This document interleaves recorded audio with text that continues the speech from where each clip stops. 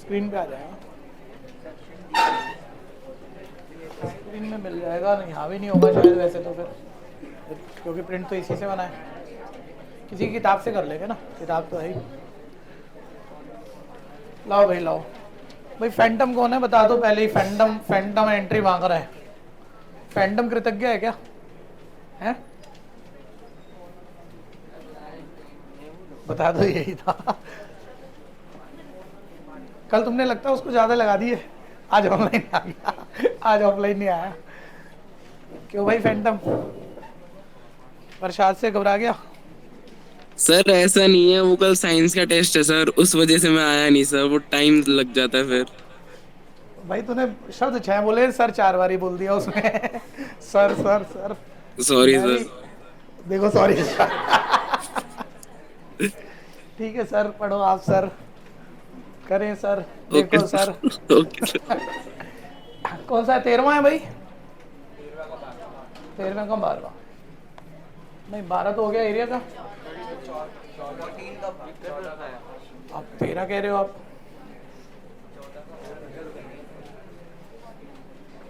14 का 12। सुनो जी, ध्यान से सुनो। बाहर एक तो डेट शीट हमने लगा दी है, मैथ साइंस इंग्लिश जो जो क्लासेस आप पढ़ते हैं उसकी फाइनल टेस्ट, ग्रेड टेस्ट कैसे कैसे होंगी, किस टाइम पे होंगी, किस ब्रांच पे होंगी। तो जाते हुए फोटो खींच लेना, ठीक है, नोट कर लेना उसे। और बस आप में से कितने बच्चे प्राइस के लिए काम कर रहे हैं? मैं कितना समझाया आपको, फर्स्ट सेकंड थर्ड नहीं आना है प्राइस के लिए। आपने अपने आप को 15-20% इम्प्रूव करना है। अब बताओ कितने बच्चे काम कर रहे हो, ये बात है ना। तो सबका होना चाहिए ना, 15-20% इम्प्रूवमेंट में क्या है लड़के? नहीं, तूने हाथ खड़ा नहीं किया दोस्त, करा था।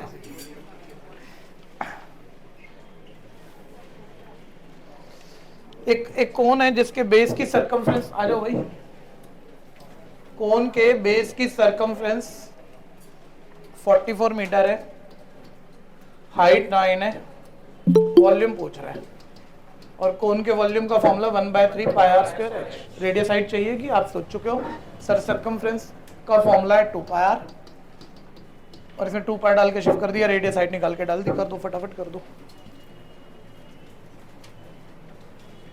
आ जाओ। 2 पाई आ गया 22/7 इंटू रेडियस इज इक्वल आ गया 44, 44 44 कट गया, रेडियस आ गई 7। 1/3 पाई आ गया 22/7, रेडियस आ गई 7 7, हाइट आ गई 9।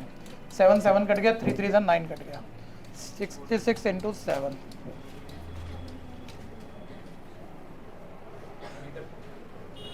ऑप्शन मार्क करनी, मीटर का क्या करेगा?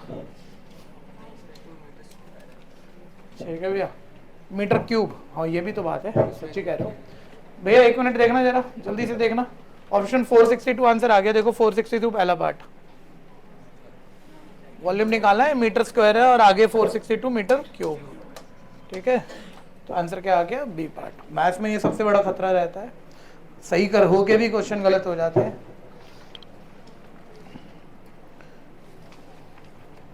अगला नंबर बोलना।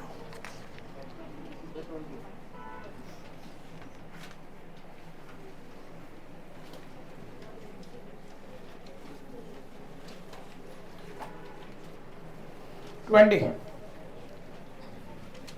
इधर देखो, जल्दी से देखो, जो कर चुके होते हैं माइंड में सोच लिया करो, माइंड में कैलकुलेशन कर लिया करो, ताकि आपकी एक स्पीड की और एक्यूरेसी की प्रैक्टिस और हो जाए। 2 क्यूब एंड टू एंड मिला के रखे गए हैं, एंड टू एंड मिला के रखे गए हैं, ठीक है, जिसमें एक क्यूब की साइड कितनी है? 5, यानी लेंथ ब्रेथ हाइट तीनों की हो गई। क्यूब की, क्यूब की लेंथ ब्रेथ हाइट कितनी हो गई? 5। कवर करना पड़ता है, ठीक है भैया। दूसरे क्यूब की भी साइड कितनी है? 5। तो बोलो रिजल्टिंग क्यूबाइड बना, और क्यूबाइड की लेंथ कितनी हो गई? ब्रेथ कितनी हो गई? हाइट कितनी हो गई? टीएस से पूछा होगा उसने शायद कि टीएस से 300 आएगा, तो निकाल के देख लो, 300 आएगा, ठीक, तो असर्शन करेक्ट। फिर बोल रहे टीएस से क्यूबाइड का निकाल रहे हैं, तो ये फॉर्मूला होता है, बिल्कुल यही होता है, और इसी वजह से हम वो टीएस से 300 चेक करा पाएंगे, ठीक है भैया। यानी रीजन भी सही है, एक्सर्शन भी सही है, और करेक्ट एक्सप्लेनेशन भी है, अगर एक्सर्शन करेक्ट आ गई तो, ठीक है भैया। करें, करो फटाफट से। जिसको दिक्कत है बोल देना भाई, जो ना सोच पा रहा हो, क्योंकि थोड़ा सा स्पीड पकड़ी है, ठीक है, लेकिन आपको पता ही नहीं लगा क्या बोल गया मैं, तो कह जरूर देना। LV plus BH plus HL, double of length 10, breadth 5 plus breadth 5, height 5 plus height 5, length 10, double of ये आएगा 50 प्लस 25 प्लस 50, डबल ऑफ 125, 250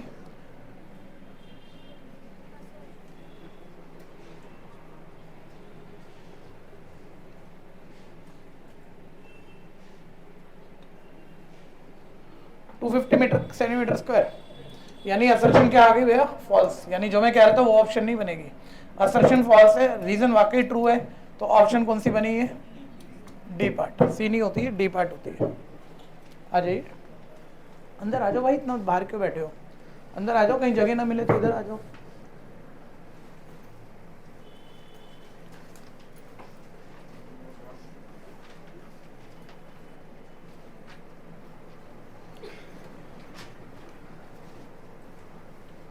थोड़ा सा और शिफ्ट हो जाओ दोस्त।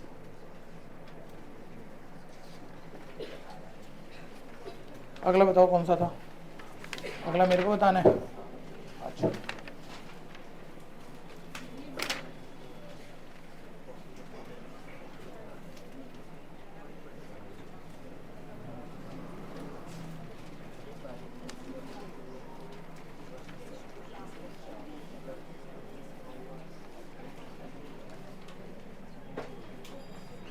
हाँ जी हो गया। अगला प्रिंट में आपका जो भी प्रिंट है और ना मेरे PDF में, अगला क्वेश्चन है नहीं, एक शीट गायब है उस पर। वो क्वेश्चन यहाँ हम किताब से देख के बोल रहे हैं, आप सुन लो समझ लो, थोड़ा सा फ्लेवर बेटर है, मतलब सोचने वाला है। ठीक है, कोशिश करना आप खुद बता पाओ, मेरे को ना कहना पड़े। बोलता है Ramaiya decided to organise a small party with 11 person on her birthday. कितने पर्सन के लिए पार्टी ऑर्गेनाइज की है इसने? 11 पर्सन के लिए। There is a small ground near to her home, she decided to arrange the party in this ground, she fix the conical tent in the ground. इसके लिए पार्टी के लिए उसने कोनिकल टेंट बनाया है। ठीक है, which can accommodate total 11 person, each person must have 4 square metre on base. ये पहली बात है जो आपको पकड़नी है। 11 लोगों के लिए और एक पर्सन के लिए जो बेस पे जगह चाहिए वो कितनी चाहिए? 4 स्क्वायर मीटर। किसको देखा इससे रेडियस निकाल लेगा वो। ये कहना ही हिंट है, ये मत सोचना आपको सोचना है, मैंने पूछा है तो यही हिंट है, इससे रेडियस निकलेगी कौन की। जल्दी जल्दी दिमाग लगाओ, लगाओ लगाओ। अरे एक पर्सन अगर 4 मीटर स्क्वायर जगह घेरता है, तुम्हें पार्टी ऑर्गेनाइज करनी है, तुम टेंट लगाने जा रहे हो, कितने लोग आएंगे? 11। एक 4 मीटर स्क्वायर लेगा तो 11 कितने लेंगे? 44 मीटर स्क्वायर। यानी बेस पे कितनी जगह बना दे? बेस 44 मीटर स्क्वायर का बना दे। यानी बेस का एरिया कितना निकल आया? एक के लिए 4 मीटर स्क्वायर, तो 11 के लिए कितनी जगह चाहिए होगी? 40 मीटर स्क्वायर। और बेस तो सर्कल है, तो सर्कल का एरिया क्या होगा? तो इससे तो तुम्हारी रेडियस निकल गई। ये तो कोई बड़ी बात नहीं है, कोई दिक्कत है किसी को? फिर बोलता है एक पर्सन के लिए जो एयर की जरूरत है वो 20 मीटर क्यूब है। एयर तो बीच में होगी ना, यहाँ कहीं कहीं कैपेसिटी। एक पर्सन के लिए जो एयर है वो कितनी जरूरत है? 20 मीटर क्यूब। तो बोलो 11 पर्सन के लिए एयर कितनी जरूरत पड़ेगी? 11 इंटू 20, यानी कितना? 220 मीटर क्यूब। यानी जो आप कोन बनाओगे उसकी कैपेसिटी कितनी रखोगे? यानी उसका वॉल्यूम होगा 220। बस इतना ही जज करना था इसमें, ये कनेक्शन बिठाने की बात थी। और वॉल्यूम का formula 1/3 pi r square h. ठीक है भैया, वहां से रेडियस निकाल के, हल्का बोल रहा हूँ थोड़ा सा, दिमाग चलाओगे तो बेटर सोचोगे। वहां से रेडियस निकाल के यहाँ डाल दोगे तो शिफ्ट करके क्या आ जाएगा? हाइट। अभी देख लेते हैं पूछा गया है, साथ रहना भी। हाइट ही पूछी है, निकल तो जाएगी, लेकिन आप शाने ज्यादा हो, आपने कहानी सारी बना ली। मैंने कहा रेडियस निकाल के डाल दोगे तो। कोई बात दिख रही है तो बोल दो जल्दी से। सर रेडियस क्यों निकालेंगे? पाई आर स्क्वायर ही तो है। और कौन के वॉल्यूम में अपने को क्या डालना है? तो टाइम ही खराब हो जाएगा। पाई की वैल्यू, शिफ्टिंग रेडियस निकाल रहे हैं, फिर दोबारा कैलकुलेशन कर रहे हैं। पूरा पाई आर स्क्वायर उठा के डाल लो, आंसर आ गया सीधा सीधा। कहानी क्लियर है? किस किसने ये बात पकड़ ली थी पहले ही? ये पकड़ने की भी जरूरत होती है, नहीं तो टाइम खराब हो जाता है। आ जाओ अंदर आ जाओ। वहाँ कहाँ बैठोगे?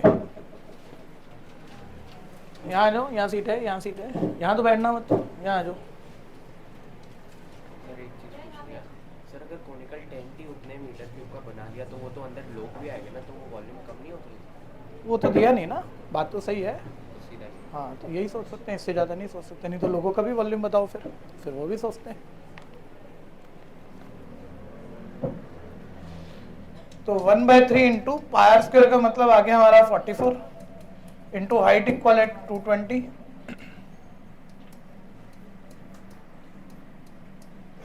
हाइट आ गई बच्चों 15 मीटर, आंसर है। बोलो अनन्या, कुछ पूछना है? अनन्या रातावल, कोई पूछना है तो बच्चे बता।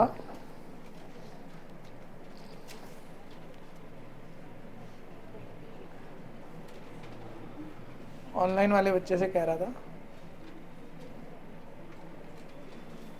अच्छा वो आई थी लेकिन अब नहीं है, अब आ गई फिर दोबारा से। हाँ अच्छा,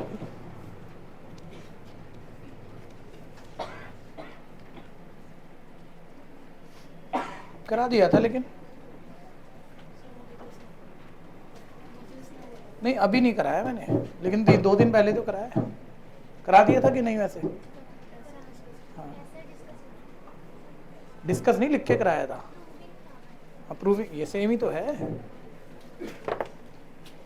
पेपर नंबर भाई 138 पेज, पेपर नंबर पिछले वाले में वापस जाना, जिसका ये हो गया पिछले पेपर में वापस जाना, क्वेश्चन 24 रह गया। वैसे तो करा दिया था लेकिन एक्स्ट्रा बोल के कराया था, दोबारा आ गया, दोबारा सोच लो। ये देखो अभी तो एग्जाम्पल साथ ही है, ध्यान है ना, ये XYZ वही वाला क्वेश्चन, लेकिन पढ़ो शब्दों में, कई बार क्वेश्चन समझ में नहीं आता कि वही क्वेश्चन है। ठीक है, तो एक बार रीड मार लो सारे। पेपर नंबर 13 का 24 नंबर, ये देखो सामने देखो। If the area of 3 adjacent faces of cuboid are XYZ, इधर दिमाग लगाना और पहले ऐसे रफ करना है। क्यूबाइड के 3 एडजेसेंट फेसेस, एक फेस ये हो गया, जुड़े हुए फेस लेने हैं, दूसरा ये हो गया, तीसरा ये हो गया, तीनों जुड़े हुए हैं आपस में, इनके एरिया XYZ है। यानी ये वाला एक फेस है, इसका एरिया रेक्टेंगल है, ध्यान देना रेक्टेंगल का एरिया क्या है, x। अब थोड़ी समझ बेटर होगी तो डायरेक्ट बोलते जाओ, अगर ये एरिया x है तो रेक्टेंगल का एरिया तो उसकी 2 डायमेंशन मल्टीप्लाई करके आता है, और क्यूबाइड में इसे लेंथ कहेंगे, इसे ब्रेथ कहेंगे और इसे हाइट। तो बोलो ये वाला एरिया कैसे आएगा, L इंटू बी इक्वल है x। मान लो ये एरिया y है, दूसरा फेस y, तो ये कैसे आएगा b इंटू एच। और मान लो ये एरिया z है, तो ये कैसे आएगा ब्रेथ इंटू हाइट। XYZ की वैल्यू आ जाएगी हमारे पास। ठीक है, अब इसे प्रॉपर फिगर बना के करते हैं। सामने देखते रहना। क्यूबॉइड के 3 एडजेसेंट फेस का एरिया XYZ है। ये पहला फेस हो गया, इसका एरिया x बोल लेते हैं। ये दूसरा फेस हो गया, इसका एरिया y बोल देते हैं। और ये तीसरा फेस हो गया, इसका एरिया z बोल देते हैं। ठीक है भैया, साथ रहना जरा। ये लेंथ को L बोल देते हैं, ब्रेथ को B और हाइट को H। तो भाई ठीक है, चीजें तो है। पूछ क्या रहे हो आप हमसे, तो वॉल्यूम बता दे। मैंने दिया था पिछली बारी प्रूविंग के हिसाब से, मैंने कहा था वॉल्यूम का स्क्वायर XYZ के इक्वल प्रूफ करना है। अब बोल रहा है वॉल्यूम निकाल दे, जो निकालेंगे लेकिन रूट XYZ आता है, तो वॉल्यूम निकाल दे, ज्यादा बेटर हो गया। प्रूविंग में लेफ्ट और राइट में वैल्यू डाली थी, इक्वल हो गया। वॉल्यूम निकाल दे में कैसे निकाल दोगे? तो बच्चा तो मतलब मैक्सिमम ये कर देगा, सर वॉल्यूम का फॉर्मूला LBH है, वो बेचारा अटक जाएगा, बोलेगा LBH में वो 3 सरफेस के एरिया XYZ कहाँ से यूज कर दूं? बात बैठेगी नहीं ना उसकी तो। ठीक है भैया, तो भी ध्यान से सुनते रहना। तो यानी ये फ्लेवर अलग है, क्वेश्चन चाहे उसी तरह का हो। आप पहले एक्स एरिया अलग से निकाल लो, एक्स बेस वाले रेक्टेंगल का एरिया है, बोलो क्या फॉर्मूला। अब वाई एरिया अलग से निकाल लो, वाई एरिया बोलो लेंथ इंटू हाइट, यानी LH आ जाएगा। जेड एरिया अलग से निकाल लो, BH आ जाएगा। अब तुम्हें तो वो वॉल्यूम पूछ रहे जो LBH है, पता नहीं LBH तो यहाँ कहाँ है, सिर्फ LBH नहीं है, इन सबको आपस से मल्टीप्लाई कर दो। इन सबको मल्टीप्लाई करोगे बोलो L square B square H square, और लेफ्ट भी मल्टीप्लाई करोगे तो XYZ किसके इक्वल आएगा, L square B square H square, और ये स्क्वायर सबका कॉमन ले लो। ठीक है भैया, तो ये क्या आ जाएगा, LBH का होल स्क्वायर इक्वल XYZ। और वॉल्यूम का मतलब LBH होता है, वही पूछ रहा है वो आपसे, यानी LBH निकालोगे तो स्क्वायर इधर आगे जाके क्या बन जाएगा। ठीक है, अभी सुनते रहना 1 मिनट। तो ये मेरा वॉल्यूम आ गया। सर वो तो ठीक है, आपको मालूम होगा, आपने कर दिया उस हिसाब से। मैं एक छोटा बच्चा हूँ, मैं ये कैसे सोचूंगा कि आंसर XYZ डिपेंडेंट आना चाहिए, ये प्रॉब्लम है। नहीं तो इस तरफ जाओगे क्यों, मान लो कोई नया क्वेश्चन आ जाए, दिमाग कैसे चलेगा भाई। जिस टर्म पर क्वेश्चन दिया होता है आंसर भी उसी टर्म पर देना पड़ता है। अगर उसने 3 सर्फेस के एरिया एक्स वाई जेड बोले हैं तो आपको वॉल्यूम भी किससे डिफाइन करना पड़ेगा, एक्स वाई जेड से। वही कोशिश हमने की है और हुआ है। ये बात क्लियर है, ध्यान से कर लीजिए। हाँ जी, हाँ, divide multiply plus minus power, जिस जो करने से आपका क्वेश्चन सॉल्व हो जाए, बन जाए, कर सकते हो।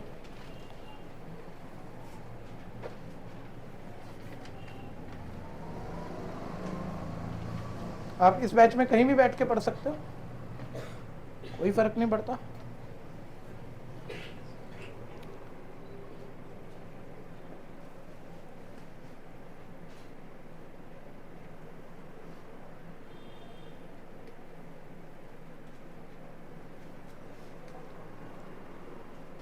दो वर्ड आजकल चल रहे हैं, बहुत ध्यान से सुनियो तेरे क्वेश्चन के हिसाब से। एक चल रहा है क्वांटम, एक चल रहा है मेटावर्स।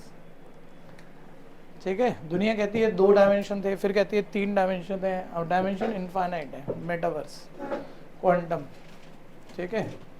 अब कर, समझ में नहीं आएगा तेरे को जो मैंने कहा। फोर्थ टाइम है शायद। क्या है, दोबारा बोल। फोर्थ डायमेंशन टाइम है शायद, और कुछ स्पेस चल, शायद। नहीं, अच्छी बात है, बहुत अच्छी बात है। डायमेंशन इनफाइनाइट है।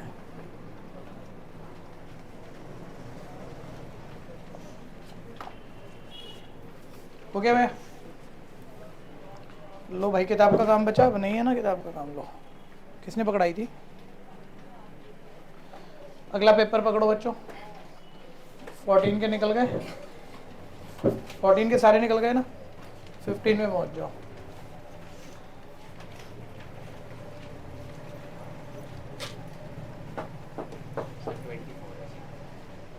वन मार्कर नहीं है, 24 है, सामने देख लें।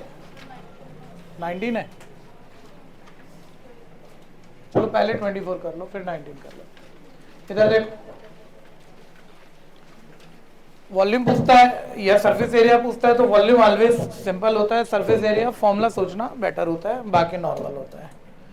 ठीक है, बोला उसने क्यूबाइड है, जिसमें क्यूबिडल ब्लॉक में जिसके डायमेंशन 15 बाय 10 बाय 5 यूनिट पे ध्यान देना, सेंटीमीटर में है। सिलेंडर, सिलेंड्रिकल क्या है?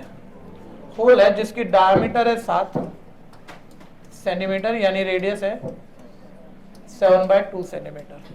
हाइट दी नहीं है इसमें, अब अधूरा नहीं हो गया क्वेश्चन। किसको दिख रहा है हाइट? तो देखकर क्या करेगा सर? सर इसी में होल बनाया ना, कह तो दिया होल बनाया है, तो होल बनाया है तो जो इसकी हाइट होगी 5 वही इसकी हाइट होगी 5, यानी पक्का है सिलेंडर का हाइट कितना होगा? सेंटीमीटर। बोलता है रिमेनिंग सॉलिड का सरफेस एरिया बता दो, बस शब्दों में बोल दो। क्या क्यूबाइड का? सोच के बोलना। क्यूबाइड का पूरा बेस टच होगा, अगर उसमें एक होल बना दिया आपने तो सर्कुलर होल, नीचे बेस तो स्पेस टच नहीं होगा, और टॉप पर भी वही सर्कुलर तो टच नहीं होगा, यानी बेस रेक्टेंगल के एरिया में से किसका एरिया माइनस करोगे? सर्कल का। यानी बेस पे क्या टच होगा? रेक्टेंगल का area length into breadth minus circle का एरिया पाई आर स्क्वायर। और जितनी जगह बेस पे टच करने के लिए होगी उतनी ही टॉप पर भी उतनी ही होगी, रेक्टेंगल माइनस सर्कल। यानी बस इसी एरिया का मैं क्या कर लूंगा? डबल। कोई कंफ्यूजन है तो बोलना। प्लस 4 दीवारों का area lateral surface area. Lateral surface area of cuboid का फॉर्मूला बोलो, 2h into L plus B. ठीक है, कहाँ ध्यान है? नंबरिंग पे length breadth height high cuboid में, उस पर नंबर देने की जरूरत है नहीं। एक हाइट है वो क्यूबाइड की यूज हुई है यहाँ पर, ठीक है भैया। सिलेंडर की हाइट कहीं यूज हुई नहीं है। डाल दूं, सारी चीजें डाल दूं, आ जाएगा आंसर। बोलो, किस किस को दिक्कत लग रही है? सर क्या बात कर दी आपने? निकाल तो दिए यार, चारों दीवारों का ले लिया, टॉप का ले लिया, बॉटम का ले लिया। अरे भैया सिलेंडर के अंदर दीवारें भी तो टच होंगी, और सिलेंडर के अंदर दीवारों का दिन अच्छा नहीं हो तो ऐसे गड़बड़ होती है। कहाँ यार, मेरे को पढ़ाते हुए ये थोड़ी सोचना है कि मैं ये नहीं कह सकता, बहुत छोटी बात है, ठीक है भैया। लेकिन मैं भूल चुका था जेन्युइनली, और मैं क्वेश्चन करना शुरू वाला था, लेकिन अचानक से देखा अरे भाई अंदर वाली दीवारें तो रह ही गई है। ठीक है, डालो चीजें। अब 1 मिनट, हाइट के नंबर, ये क्यूबाइड की हाइट है, इसका नंबर क्या हो गया h1, और जो क्यूबाइड की हाइट है वही सिलेंडर की हाइट है, अलग नहीं है, तो यहां भी क्या आ गया h1। अब करिए, कंफ्यूजन है तो कह देना।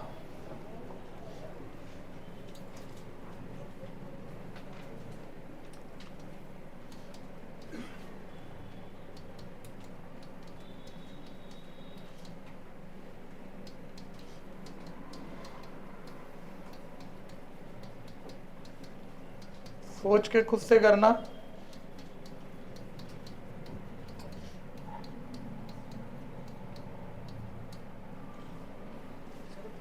फिगर हो जाएगी ना, तो सिलेंडर बोर्ड में काम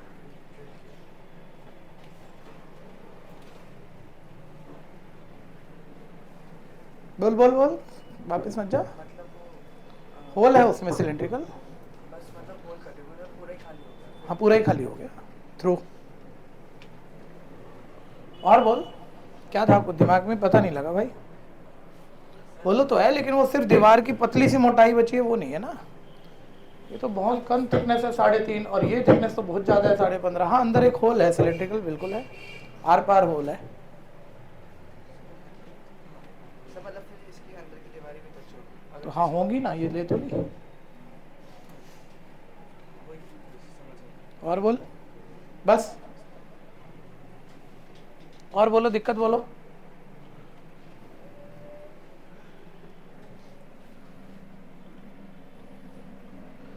calculation, double of 150 minus 77/2 plus 10 into 25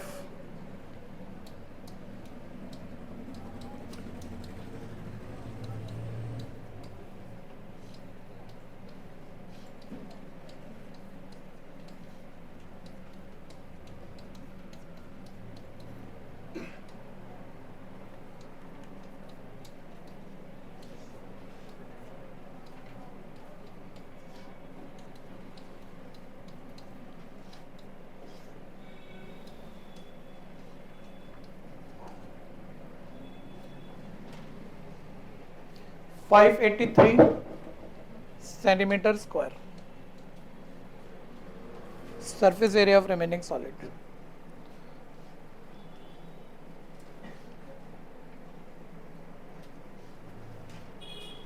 जिसको फॉर्मूला बनाने में कोई दिक्कत है तो बोल दो।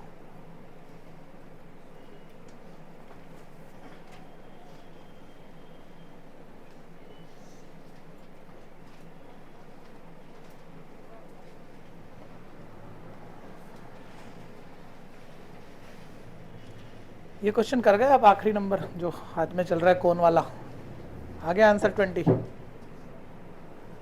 जबरदस्त।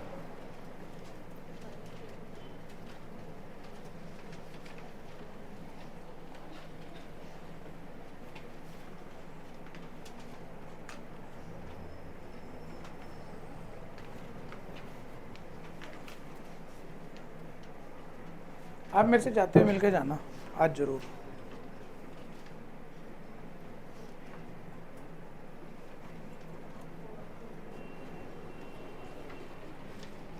हाँ जी,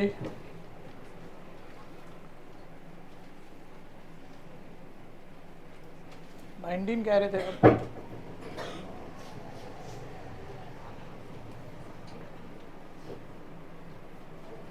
नहीं भाई 19 तो एरिया का क्वेश्चन है, कर चुके थे हम एरिया चैप्टर को।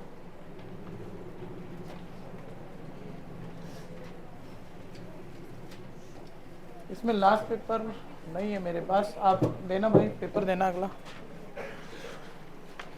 1 मिनट रुक जाना, सारे छोड़ दो और पेन मत चलाओ। एक अलग से बात सुन लो, ये हम फ्रस्टम ऑफ कौन second last exercise surface area की मिस ऑप्शनल से पहले वाली, उसमें एक बात बतानी पड़ती थी हमें।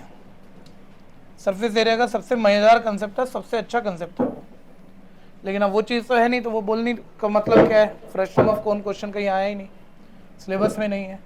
लेकिन कभी कभी कौन के क्वेश्चन में उससे रिलेटेड एक कंसेप्ट की जरूरत पड़ जाती है। फ्रस्ट्रम ऑफ कोन का मतलब होता है कोन को काट दो, ये नीचे जो हिस्सा रह गया फ्रस्ट्रम ऑफ कोन। ये सीखना नहीं है, मैं तो वैसे एक बारी बीच में कंटेक्स्ट के लिए बोल रहा हूँ, ठीक है भैया। तो उसमें हम एक बात आपको ऐसे बताते थे,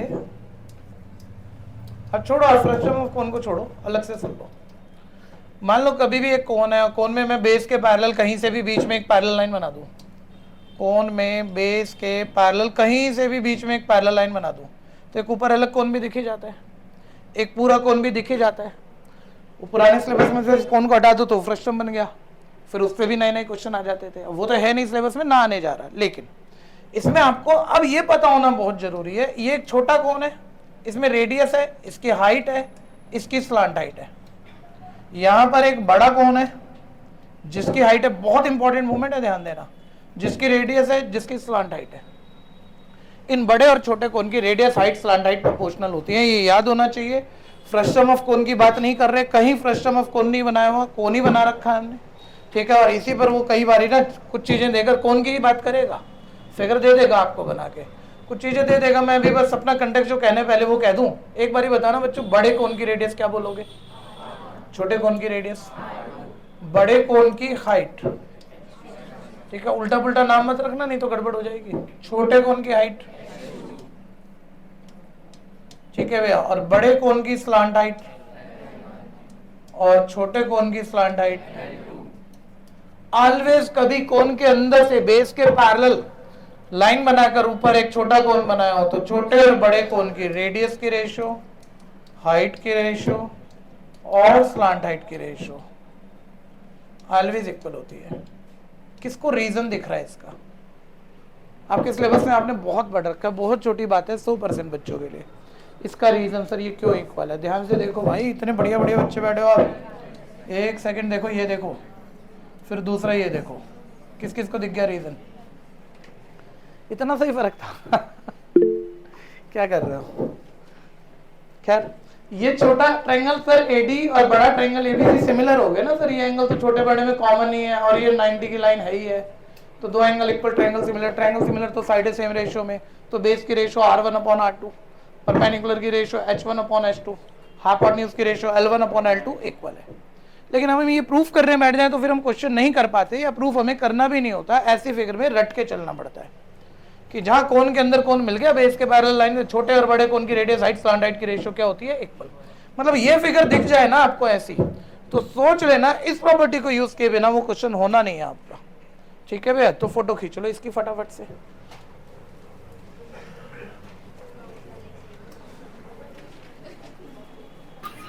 खींचो खींचो, हाथ से खींचो। अरे देख रहे हैं बच्चे, कैसे हो बताओ मजाक भी नहीं समझते, वो सोच रही कैमरा कहाँ से लाऊंगा।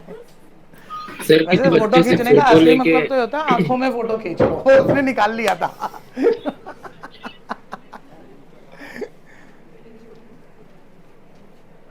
भाई आज वत्सल को लपेट लपेट के प्रसाद देना है।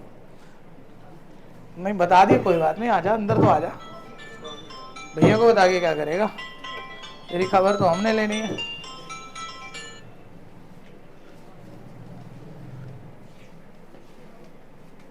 चाहिए प्रसाद बता। मैं बता रहा हूँ सर, मैं दूसरी ट्यूशन टेस्ट था 5:30 तक था, मैं फिर भी जल्दी आया। फिर भी जल्दी आ गया हो तेरे को 3 मिनट पहले आ गया। हे भगवान।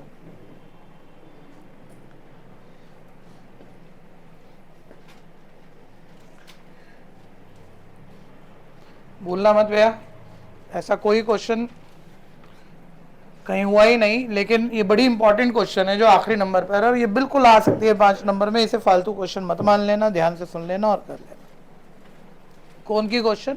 इस प्रॉपर्टी से निपटती है, सिमिलर ट्रायंगल की बेसिक सी प्रॉपर्टी है, ठीक है। याद करके चलोगे तो जल्दी आराम से निकाल पाओगे, नहीं तो तकलीफ में आ जाओगे। अच्छा मेरे पास तो मामला है ही नहीं, पेपर 2 है पेपर, तो ठीक है मिल गया। एक बारी इसी के साथ का क्वेश्चन पहले करा दूं, छोटे नंबर के बाद में करा रहा हूं। आखिरी नंबर क्वेश्चन देख लो कौन सा है, 34 का और पार्ट पहले पढ़ लेना, ठीक है, क्योंकि उसी के साथ का कंसेप्ट मैंने बोला है। बेस्ट क्वेश्चन है इन 15 पेपरों का ये, ठीक है। और बेस्ट का मतलब कोई मुश्किल नहीं है, कोई लेवल बहुत अनोखी बात नहीं है, सामने देख लो। बेस्ट का मतलब बस ये प्रॉपर्टी की कीमत है, ये पता बड़े आराम से निकलेगा। और इधर देखो कोई पेन नहीं चलाएगा एक भी, in a figure shown a right circular cone of height 30 centimetre. बोलता है एक कोन 30 सेंटीमीटर हाइट का है, कोन 30 सेंटीमीटर हाइट का है, जिसे बेस के पैरेलल किसी पॉइंट से काट दिया गया है, और इस तरह से काट दिया गया है कि अपर कोन का वॉल्यूम पूरे कोन के वॉल्यूम का 1/27 पार्ट है। इस ऊपर वाले कोन का वॉल्यूम पूरे कोन के वॉल्यूम का कितना हिस्सा है? 1/27। बच्चा बोलेगा ये स्केल तो हाइट के लिए होता है। स्केल तो आपको दिखाना है किसके लिए होता है। इसके वॉल्यूम को एक नंबर देना है, बोलना क्या लिख दे? छोटा कोन है सर, छोटे कोन के वॉल्यूम को V2। अगर आप ये बोल रहे हो तो आप काफी समझदार हो। बड़े कोन के वॉल्यूम को V1, और बड़े कोन का वॉल्यूम छोटे कोन का वॉल्यूम बड़े कोन के वॉल्यूम का कितना है? इस तरह से काट दिया ये कोन कि इसका वॉल्यूम पूरे वॉल्यूम का 1/27 होगा। बोल रहे कितनी हाइट से काटा है ये बता दो। ये कोन कितनी हाइट से काटा है वो बताना है। जो बताना है उसे, मान लो भाई ये हाइट पूछ रहा है तो नहीं पता तो क्या मान लेते हैं? h। और ये हाइट h हो गई, टोटल 30 है तो ऊपर वाली कितनी हो गई? ठीक है भैया, रेडियस के बिना भी बात तो बनेगी नहीं, तो एक बारी कोन की रेडियस को भी लिख ही देते हैं। बोलना रेडियस मतलब सर बड़े कोन की रेडियस है R1, छोटे कोन की रेडियस है R2। और चीजें लिखवा दो। ये बड़े कोन की हाइट है ये H1, ये छोटे कोन की हाइट है ये क्या हो गई? ठीक है भैया। और अब वो कह रहे हैं कितनी हाइट से काटा। बोलो कितनी हाइट का मतलब क्या निकालना पड़ेगा? h कब आएगा? जब यहाँ h वाली वन वेरिएबल इक्वेशन बन जाए। इक्वेशन उसने एक ही दी है, फॉर्मूला डालकर देख लेते हैं, h वाली बन गई, काम हो जाएगा। ठीक है भैया, आपको लगेगा आसान लेकिन हल्के में मानना मत। इस क्वेश्चन को बहुत अच्छे से तैयार कर लेना। बोलो आप अभी मेरे को कराने की कोशिश करो। छोटे कोन का वॉल्यूम V2, ठीक है, क्या फॉर्मूला बनेगा? 1/3 पाई R2 स्क्वायर H2। और बड़े कोन का वॉल्यूम 1/3, ठीक है भैया, 1/3 से 1/3 पाई से पाई कट हो गया। R2 की वैल्यू मुझे पता नहीं है, यहाँ मैं थोड़ा सा फंस रहा हूँ, ध्यान से सुनते रहना। H2 की वैल्यू मेरे पास क्या थी यार? H वाली इक्वेशन बन गई तो कोई भी निकाल देगा तो बात ही नहीं है। ठीक है, लेकिन कोई बच्चा तो लिखता भी नहीं है, इसके बाद यहाँ तक पहुँच गया, बोल रहा है देख रहा है यार R1 भी नहीं पता, R2 भी नहीं पता, H1 भी नहीं पता, H2 भी नहीं पता तो कुछ भी नहीं निकलेगा क्या? ठीक है भैया, अभी देखते रहो, कोई बड़ी बात है नहीं। तो बोल भी दोगे तो खुश मत हो जाना। H1 का मतलब क्या है? 30। ठीक है, वैसे एक मेरी नॉर्मल प्रॉब्लम है ये R1 और R2 रह गया। ये भी कहीं H डिपेंडेंट बन जाता तो ये प्योर H वाली इक्वेशन होती तो H आ जाता। किस दिख रहा है? बन जाएगा। ये सोचना अच्छा रहेगा, जब जल्दी दिमाग लगाओ। अभी तो बताया तो है, अभी तो बताया है। ऐसी फिगर में हमेशा R1 R2 H1 H2 L1 L2 की रेशियो क्या होती है? बराबर। कुछ भी करके इसे R1/R2 बना दो तो R1/R2 की जगह क्या लिख दोगे? H1/H2। और H1H2 तो तुम्हें पता है काम बन जाएगा। ठीक है भैया, ध्यान से देखते रहना जरा। तो खैर मैं सारे नंबर, बाकी अदर नंबर R1 R2 की जगह एक तरफ ले जाता हूँ। ठीक है, 30 - h इंटू 27। आपके लिए कैलकुलेशन का थोड़ा सा पंगा हो सकता है, इसलिए ध्यान से देखते रहना। अपॉन में 30 इज इक्वल हो जाएगा R1 स्क्वायर, ये R2 स्क्वायर चला जाएगा डिवाइड में। ठीक है भैया, ये आ गया मेरा 30 - h इंटू 27 डिवाइडेड बाय 30। ये स्क्वायर हम कॉमन ले लेंगे और R1/R2 की जगह क्या रिप्लेस कर देंगे? और H1 H2 की वैल्यू अपने पास है, देखते रहिए। यहाँ थोड़ा कट रहा है, काट लेते हैं साथ साथ। 3 × 30, 3 × 3 = 27। सॉरी, मुद्दा वो नहीं है। मुद्दा ये है, कुछ चीज़ें इतनी याद होती है, अब मेरे को इसका आंसर याद है तो वो चल रहा है मेरे दिमाग में। छोड़ो, इधर H1 और H2 की वैल्यू, तो H1 का वैल्यू हमारा क्या था? ये H1 कितना था अपने पास? 30। और स्क्वायर है तो कितनी बारी लिखेंगे भैया? 2 बारी।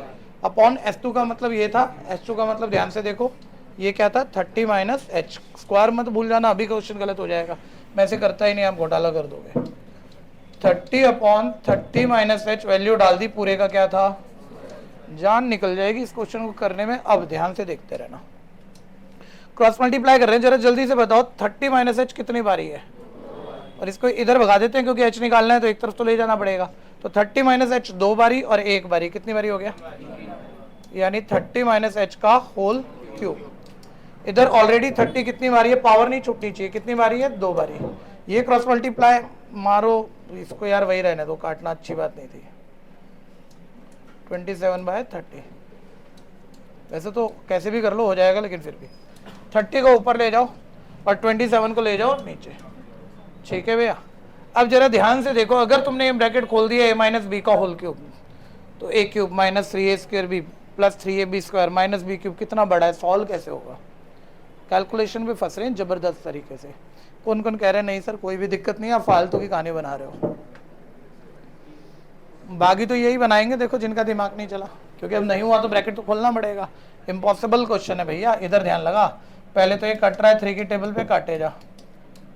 ठीक है भैया। दूसरा क्यूब उधर ले जाएगा तो क्या बन जाएगा, और इस पूरे का क्यूब रूट 3 बारी 10 है, 1 बारी बाहर आ जाएगा। तो h की वैल्यू कितनी आ गई? क्लियर है? बहुत बहुत इंपॉर्टेंट क्वेश्चन है, ध्यान से कर लेना।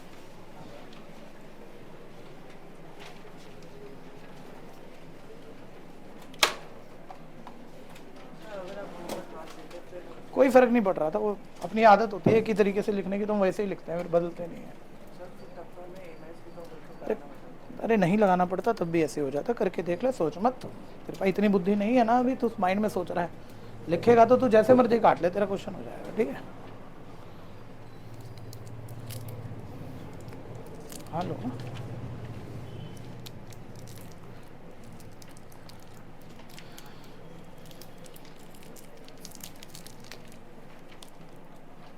कौन कौन अपने आप कर पाया था ये क्वेश्चन?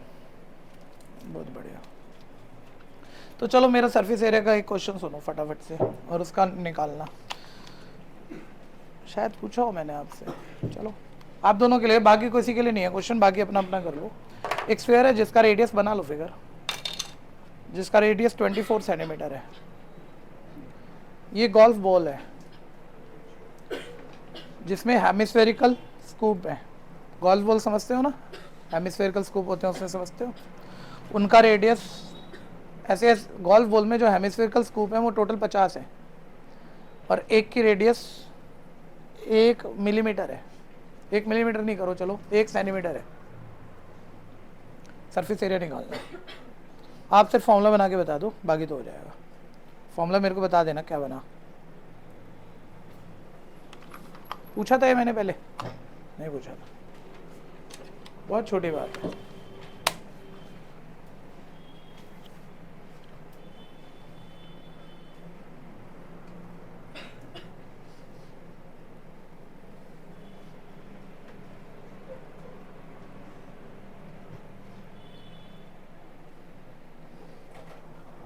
जल्दी मत करना, आराम से सोच लेना।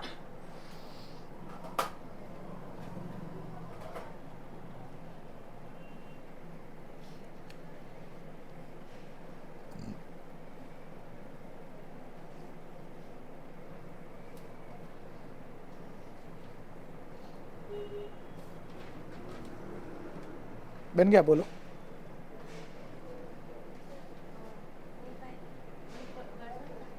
वर्ड्स में बता दो।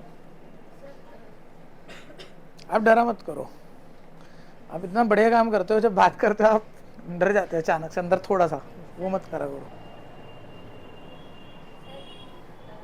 सरफेस एरिया ऑफ स्फीयर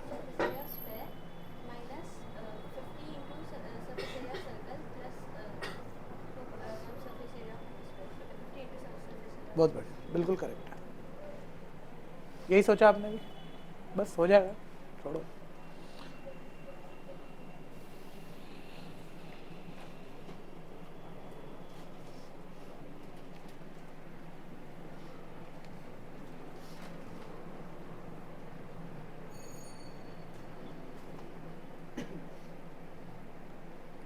आपने अपना पूसा रोड वाला पेपर संभाल के रखा हुआ है, जो लास्ट पेपर हुआ है आपका?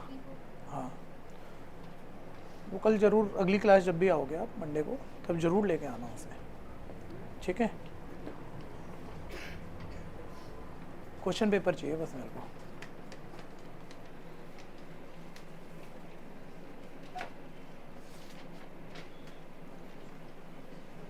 कर लिया क्या सबने?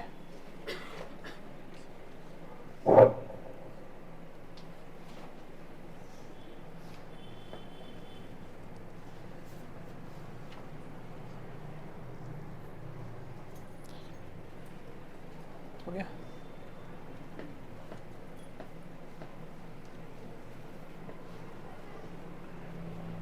बढ़ाओ बच्चों, आगे बढ़ाओ। कोई कर रहा है तो बता दो भाई। तेरे लिए थोड़ी रुकने वाले हैं भाई हम, तेरे लिए नहीं रुकते हम। चलो तो वो हवा काट देंगे हम। और पार्ट सामने देखो भैया, सभी सामने देखो। बोलते हैं रेन वाटर कलेक्ट किया गया है किसी बिल्डिंग की रूफ में। अब ना ड्रॉ वैसे आपको बनाने चाहिए, इसमें मैं ड्रॉ नहीं बना रहा क्योंकि उसमें हिंट मिल जाएगा, आप सारा काम कर दोगे। फिर अभी सीखना ही है, कुछ चैप्टर खत्म हो चुका है कि जजमेंट सही चल रही कि नहीं अपनी। हम क्वेश्चन पढ़ के सोच लेते कि नहीं सोच लेते, तो वो एक बारी देखो कि आप सोच पा रहे हो कि नहीं। रूफ है जिसका साइज ये है कि रूफ का साइज दिया हुआ है, ध्यान देना। ठीक है भैया, बोलता है इसमें बरसात हुई है, इस रूफ में बरसात हुई है। वो जो बारिश हुई है, रेन वाटर जो है वो एक सिलेंडर में खाली कर लिया है। उस सिलेंडर का डायमीटर 2 मीटर है, उस सिलेंडर का हाइट 3.5 मीटर है, और वो जितना भी रूफ में पानी इकट्ठा हुआ था वो सारा सिलेंडर में ही खाली किया और सिलेंडर पूरा भर गया। तो बोलता है रेनफॉल इन सेंटीमीटर बता दो। किस किस को दिखा? बहुत आसान, एक लाइन में आराम से हो जाएगा, कोई खास बात नहीं है। मैंने वैसे इन सेंटीमीटर अपने आप ही बोल दिया, एक बार ही पढ़ लूँ कि रेनफॉल भी पूछा है कि एक्चुअली जो ज़्यादा किताबों में क्वेश्चन होता है, मैं तो अपने मन से पढ़ दिया। 1 मिनट सामने देख ले बच्चे। अब रूफ बताना, पहले रूफ की शेप बताओ, लेंथ ब्रेथ दी है। अब पानी अगर उसमें गया था और इकट्ठा भी हुआ है, अगर रूफ पर पानी, तो उसकी हाइट भी होगी। ठीक है भैया, तो रूफ थोड़ा ऐसा मान लें हम, क्यूबाइड शेप का होगा। ठीक है भैया, जिसमें लेंथ कितना है 22 मीटर, ब्रेथ कितना है 20 मीटर। ये जो भी पूछ रहा है लैंग्वेज, वो बहुत आसान लैंग्वेज है इसकी। बोल रहे रूफ का लेंथ ब्रेथ ये है, बोल रहे रेनफॉल हुआ, रूफ में पानी की हाइट बता, कितनी पानी की हाइट इकट्ठी हुई, बहुत क्लियर करके बोल रहे हैं कितनी पानी की हाइट इकट्ठी हुई, जबकि वो पानी से सिलेंडर भर दिया। तो ये थोड़ी सिखाना पड़ेगा तुम्हें, 1 सेकंड में सर जितना पानी आता उतना वहां था, LBH इक्वल फायर स्क्वायर, सारी चीज डाल दी, H आ गया। भाई एक छोटी सी बात बदलेगा और आपने 10-15 बच्चों को ले जाएगा।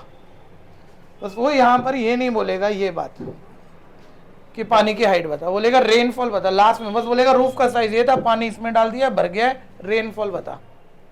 अब इसमें कोई बच्चा बेचारा सोचता नहीं रेनफॉल का मतलब क्या है।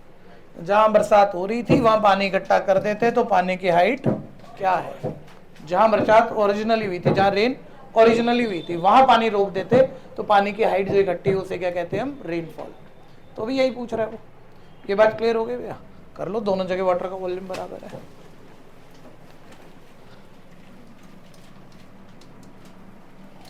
Volume of water at roof is equal to volume of water in cylinder। ये हो जाएगा LBH length into breadth into height, उधर हो जाएगा पाई आर स्क्वायर H। इस हाइट को H1 बोल देते हैं, सिलेंडर की हाइट को H2 बोल देते हैं। यहाँ लेंथ 22 है, ब्रेथ 20 है, हाइट H1 है।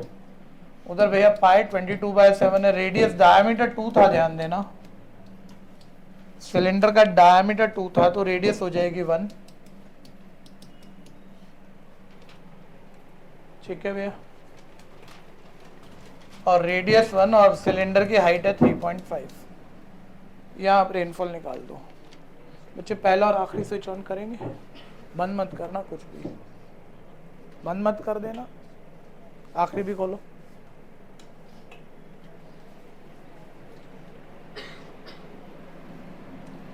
सेवन 5 35 ये कट है, 22 से 22 कट है। H1 इज इक्वल आ गया 0.5/20। 1 मिनट देखोगे, सामने देखो, सारे रोक दो पूरा बैच। तो नॉर्मल चल रहे हैं, मतलब कैलकुलेशन ही हो रही है, लेकिन अब 5/20 में देखो, अब डेसिमल हटाओगे ताकि काट पाओ आराम से, तो नीचे एक 10 यानी एक 0 बढ़ जाएगी। 540 था, तो आंसर 1/40 आ गया। छोड़ना चाहोगे क्या? अब डेसिमल डिवाइड में, और डेसिमल के बाद 0 चल रहा है, तो वो मतलब वेस्टेज ऑफ टाइम है। तो वैसे कर दो डिवाइड, 0.00 कुछ भी आ रहा है लिख दो, जो आ रहा है गलत कुछ नहीं है। लेकिन आप शाने हो तो बताओ क्या? सर सेंटीमीटर में बताते हैं ना, जो चीज़ 1 मीटर का 40वां हिस्सा है वो है निक्की सी, और निक्की सी चीज़ आप मीटर में क्यों ना रहे हो? डेसिमल में ही आएगी, तकलीफ लगेगी। डेसिमल में वो एक आधी 0 कम ज़्यादा कर दी, नंबर वहीं कट जाएंगे तुम्हारे। इसके सेंटीमीटर बनाने के लिए इसको 100 से मल्टीप्लाई कर दो। ठीक है भैया, तो इंटू 100 तो ये कितना आ गया 5/2 यानी कितना आ गया 2.5 सेंटीमीटर 2.5 सेंटीमीटर।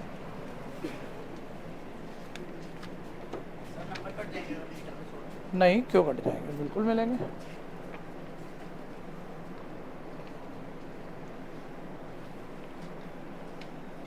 आंसर बताओ बस, मीटर में क्या था, डिवाइड करा था आपने? तो करके बताना, बीच में बताओ भाई।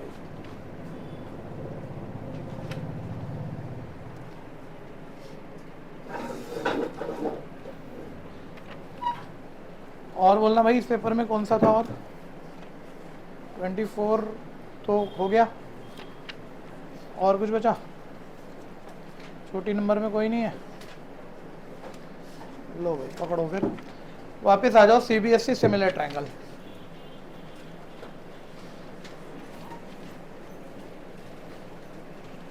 सिमिलर ट्रायंगल में सिर्फ एक थ्योरम आपके सिलेबस में है, बेसिक प्रोपोर्शनेट थ्योरम। उस स्कूल टीचर ने जब साल शुरू हुआ था, शायद वो कंफर्म नहीं थे, आपको बीपीटी और कन्वर्स ऑफ बीपीटी भी प्रूफ कराई थी। बीपीटी भी करा रखी है आपको, कन्वर्स ऑफ बीपीटी भी कुछ स्कूलों में करा रखे। कन्वर्स ऑफ बीपीटी बोर्ड में नहीं आ सकती, समझ लेना। तो उसका प्रूफ आप दोबारा तैयार कर रहे हो तो टाइम खराब कर रहे हो। ठीक है, पूरे सिलेबस में 3 ही थ्योरम है आपकी, एक बीपीटी, एक सर्कल चैप्टर की, रेडियस टेंजेंट परपेंडिकुलर, दूसरी कॉमन पॉइंट से बने टेंजेंट इक्वल। सर्कल की 2, सिमिलर की 1। ठीक है भैया, चलिए स्टार्ट करते हैं।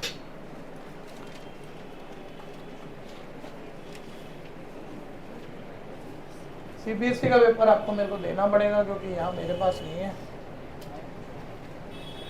सीबीएसई वाला पेपर निकाल लो पहले, वहां से सिमिलर ट्रायंगल उठाते हैं। बहुत ध्यान से सुनते रहना, इसमें बड़ी बातें बताने के लिए ना, इसमें खाली ये पेपर करके बात नहीं बनेगी और खाली मेरे को सुन के भी बात नहीं बनेगी कि मैंने कुछ भी कह दिया अभी रिवीजन में और आपका वो बात बन गई। जब हमने सिमिलर ट्रायंगल किया होगा तो 30-40 क्लास से कम में नहीं किया होगा। इंपॉर्टेंस तो उन्हीं क्लासेस की है, वो सारा रिवाइज करना ही पड़ेगा आपको। ठीक है भैया, खैर तो सामने देखते रहना, लेकिन बहुत सारी जरूरी बातें अभी बताऊंगा। सीबीएसई का पेपर है, क्वेश्चन नंबर 9 है, और मैं क्वेश्चन 9 बोलूं उससे पहले इधर देखो, मतलब बहुत सारी फैमिली क्लियर करता जाऊंगा। एक 1 मार्क का क्वेश्चन ना इससे रिलेटेड आना है, ध्यान से सुनो, जिसमें आपको कह रहा होगा लाइन पैरेलल है। ठीक है, कोई प्रूविंग क्वेश्चन भी हो सकता है 1 मार्क। क्वेश्चन बहुत तरह के हो सकते हैं, तुम अपने आप निकाल लोगे, बताने की बात नहीं है, बस मुझे बता दो लाइन पैरेलल है तो ये पार्ट्स की रेशियो थ्योरम कौन सी है? बीपीटी। और 1 मार्क में तो रीजन भी नहीं देना, तुम्हें पता है, तुम बना दोगे क्वेश्चन। क्या सिर्फ पार्ट की रेशियो इक्वल होती है, पार्ट और फुल साइड की भी होती है? बस कॉरेस्पॉन्डिंगनेस का ध्यान देना होता है, जैसा पार्ट और साइड यहाँ से लिया वैसा ही पार्ट और साइड वैसा वहां से लिया, ऑर्डर भी सेम ही रखना पड़ता है, इधर ऊपर से नीचे तो उधर भी ऊपर से नीचे, जानते हो सारी बातें। Upper part upon full side equal upper part upon full side, lower part upon full side equal lower part upon full side, या दोनों पार्ट अपन दोनों पार्ट लिख सकते हो। बीपीटी या बीपीटी की कॉर्नरी है। लेकिन कभी कभी ये क्वेश्चन तो होता है घटिया, मतलब ऐसे दे देता है, यहाँ x है, यहाँ x+4 है, यहाँ x है, यहाँ x+5 है, बोल रहा है x ही बता दे। तो तुमने क्या है, ये x/x+4 equal x/x+5 cross multiply करा, तुम्हारा x निकला आया। कहानी क्लियर है ना? ऐसे तो घटिया वाले होते हैं।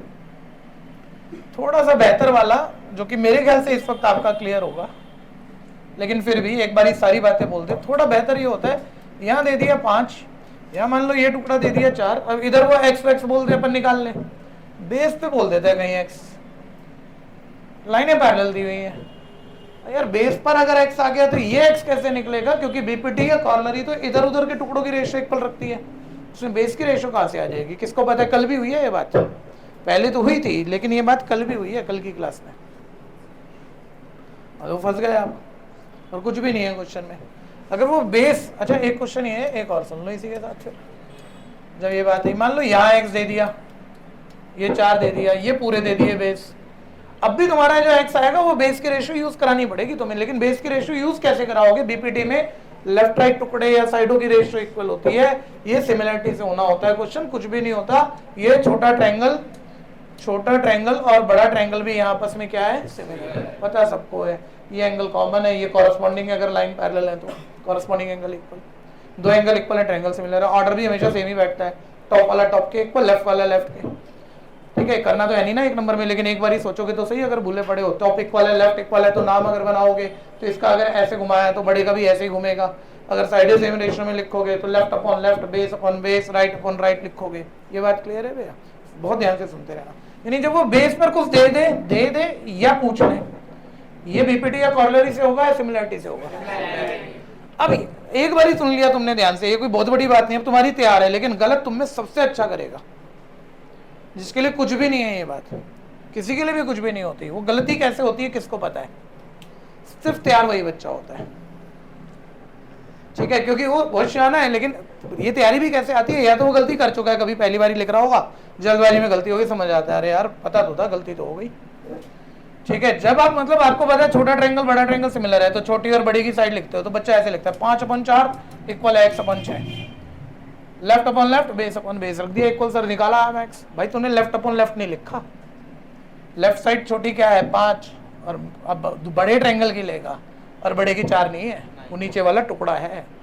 ये गलत होता है, यहाँ आगे गलत होता है, क्योंकि बीपीटी की आदत होती है बहुत लिखने की, ठीक है भैया। अब ये बीपीटी नहीं है, सिमिलरिटी है, छोटे की साइड 5 अपॉन बड़े की साइड वो 4 नहीं है, वो क्या है समझ गए? यहाँ आगे क्वेश्चन गलत होता है जब सिमिलरिटी यूज हो रही होती है। बात क्लियर होगी? तो 5/9 इज इक्वल x/6 शिफ्ट करके x तो निकल आएगा, और मान लो यहाँ x है तो भी भाई रेशियो इक्वल होगी जब भी तो बात बनेगी, ठीक है भैया। तो मतलब बेस की रेशियो इक्वल तो सिमिलरिटी से आएगी, तो आपको पता है छोटा बड़ा ट्रायंगल सिमिलर है, तो आपने जल्दी से लिख दिया भाई सिमिलर है, साइडें तो सेम रेशियो में है ही है, आंसर तो निकाल ले लोगे, कोई दिक्कत तो नहीं होगी ना किसी को भी। अगर अभी के अभी नहीं पकड़े तो फिर क्या क्या सीखा तुमने? सर लेफ्ट एक्स अपॉन बड़े ट्रायंगल की साइड 4 नहीं है सर, x+4 है। ये बात क्लियर हो गया भैया? तो एक ये कंसेप्ट अलग से बहुत इंपॉर्टेंट है, और इतना सुनने के बाद हर पेपर में इसका एक क्वेश्चन मिलेगा, और तुम ऐसे फ्री में सेकंडों में कर दोगे, लेकिन आप मेरे को कराने की कोशिश करना। 9th उसने ये बोला, इधर देखो भाई, इधर देखो, पेपर नहीं देखोगे आप, फिगर बना रखी है उसने, बोल रहे ए का मतलब यहाँ ए है, बी ई सी का मतलब यहाँ बी है, डी का मतलब यहाँ एक्स है, और बी सी का मतलब वाई है, ठीक है। और नीचे ना एक्स की वैल्यू दी हुई है, एक्स वाई की रेशियो दी हुई है, कुछ अलग अलग सा एक्स वाई की रेशियो या एक्स की वैल्यू, ठीक है भैया। बोल रहे कौन सी ऑप्शन सही है, तो बताओ। इसमें तो आपको पता है ये बेस यूज करा गया, ये बीपीटी से आएगी, सबकी रेशियो इक्वल या सिमिलरिटी से? तो सिमिलरिटी छोटा बड़ा ट्रायंगल सिमिलर है, अपने को पता है, तो छोटे की राइट साइड बोलो, बताओ किस किस को पता है गलती क्या हो सकती है? गलती क्या हो सकती है ये बताओ होना चाहिए बस। बस क्या गलत करेगा गलत वाला? बी लिखेगा, जबकि लिखना क्या है? पूरी right side a+b is equal base की रेशियो बोलो। अब हम इसमें शिफ्टिंग विफ्टिंग प्रूविंग के हिसाब से भी 4 में से कौन सी मैच हो रही है उस हिसाब से करना है, रिजल्ट तो सही है। तो मैंने देखा भाई इसने x की वैल्यू दे रखी है मेरे को कि नहीं, 2 पार्ट में, 4 में से 2 में x की वैल्यू दे रखी है, तो पहले मैं x निकाल के देख लेता हूँ, ay/a+b, ये मेरी सी मैच हो गई, ठीक है। करो ध्यान से,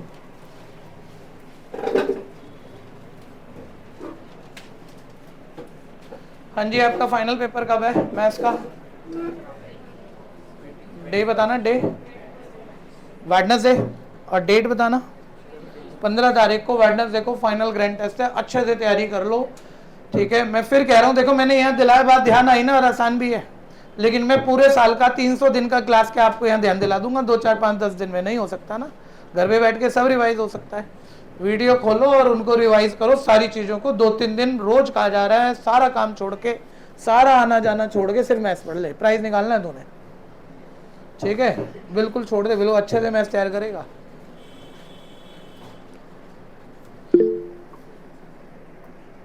बोल भाई फैंटम क्या कह रहा है? सर वो ग्रैंड टेस्ट के बाद क्लासेस होंगी कि बस वो लास्ट क्लास है? ग्रैंड टेस्ट के बाद क्लास होगी कि उस दिन तक लास्ट क्लास है, बच्चा ऐसा पूछ रहा है। वैसे तो ग्रैंड टेस्ट तुम्हारे से पहले जो क्लास होती है वो लास्ट होती है, ओके। लेकिन इस बारी मेरा मन ऐसा नहीं है, देखेंगे, अभी तो चलने दो। ओके।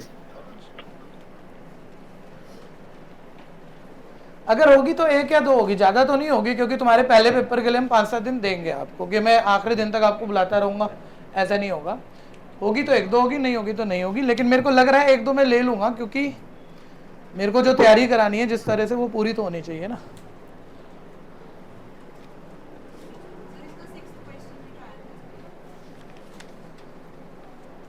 कोई भी दिक्कत है तो बोल देना। ये हो गया भैया।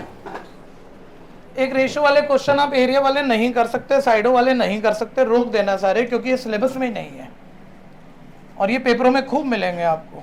चौथी exercise, area related to circle, ना थ्योरम सिलेबस में है ना कुछ, लेकिन क्वेश्चन पेपरों में है, सब पेपरों में, और इवन बोर्ड तक में आ सकते हैं। ठीक है, मैंने आपको कुछ दिन पहले ही, 2-3 दिन पहले ही शायद इसी बैच में बात हो गई थी। ठीक है, मैं कह रहा हूँ है आउट ऑफ सिलेबस, लेकिन मान के चलना बोर्ड में आएगा। सीबीएसई का पेपर है, फालतू पेपर नहीं कर रहे हम। सीबीएसई ने बनाया और आउट ऑफ सिलेबस बिल्कुल क्वेश्चन दे रखा है। अगर दो ट्रायंगल सिमिलर हो तो उनके एरिया की रेशियो, बस इतना याद रखना है। प्रूविंग क्वेश्चन नहीं पूछेगा, इसका कोई बड़ा क्वेश्चन नहीं पूछेगा, लेकिन छोटा तो पूछ सकता है अगला। सिमिलर ट्रायंगल में एरिया की रेशियो साइडों की रेशियो का क्या होता है? स्क्वायर। अब इन्हीं में ना ये बीच में मैं कुछ दो और बना रहा हूँ, एडी और पीएस मान लो आप, और इनको 3 अलग अलग नामों से देखो। ये एडी पीएस मीडियन भी हो सकते हैं, लेकिन तीनों के मतलब अलग अलग होते हैं भाई। कभी मीडियन दे दे तो तीनों मत मान लेना। मीडियन अपोजिट साइड को इक्वली डिवाइड करता है, लेकिन इसी को मैं एंगल बाइसेक्टर बोल दूं तो एंगल को इक्वली डिवाइड करेगा। इसी को मैं ऑल्टीट्यूड बोल दूं तो ये बेस पे एंगल 90 बनाएगा। तो बच्चा को लगे आखिरी क्लास में भैया ने कहा था ये मीडियन, एंगल बाइसेक्टर, ऑल्टीट्यूड, मतलब ये तीनों ही हो सकता है। ये एक ही चीज के तीनों मतलब है, ऐसा नहीं होता भाई। मीडियन कहे तो सिर्फ मीडियन में यूज होगा, एंगल बाइसेक्टर कहे तो एंगल बाइसेक्टर में, ऑल्टीट्यूड कहे तो ऑल्टीट्यूड में, उसका रिजल्ट एक ही होता है, ध्यान देना।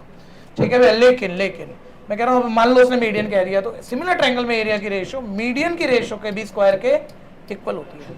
साइड की रेशियो का तो स्क्वायर होता है, जैसे A B by P Q का स्क्वायर। मान लो ये मीडियन दी हुई है, मीडियन की रेशियो का भी स्क्वायर होता है। ठीक है, ऑल्टीट्यूड, यही ऑल्टीट्यूड नाम दे दिया उसने, एडी और पीएस ऑल्टीट्यूड है। ऑल्टीट्यूड को ऑल्ट 1 ऑल्ट 2 कह रहा हूँ मैं। ऑल्टीट्यूड का रेशियो का स्क्वायर भी होता है। और मान लो इनको एंगल बाइसेक्टर कह दिया, तो एंगल बाइसेक्टर की रेशियो का भी स्क्वायर होता है। तो जो घटिया का क्वेश्चन होता है, एरिया की रेशियो दे दी, साइड इनमें से किसी की भी पूछ ली तो शिफ्ट करके निकल आएगी। और एक होता है सिमिलर ट्रायंगल में पैरीमीटर की रेशियो, बाउंड्री की लेंथ पैरीमीटर, पैरीमीटर की रेशियो वो साइड की रेशियो के इक्वल होती है, उसमें स्क्वायर नहीं आता। तो क्वेश्चन जो भी अगला है वो हो जाएगा, लेकिन ये सारे जितने पूछ सकता है, जितने पेपरों में आएंगे, इस बात से हो रहे हैं वो सारे क्वेश्चन। ये दोबारा लिख लो, एक बारी तो हुई थी बात कुछ दिन पहले।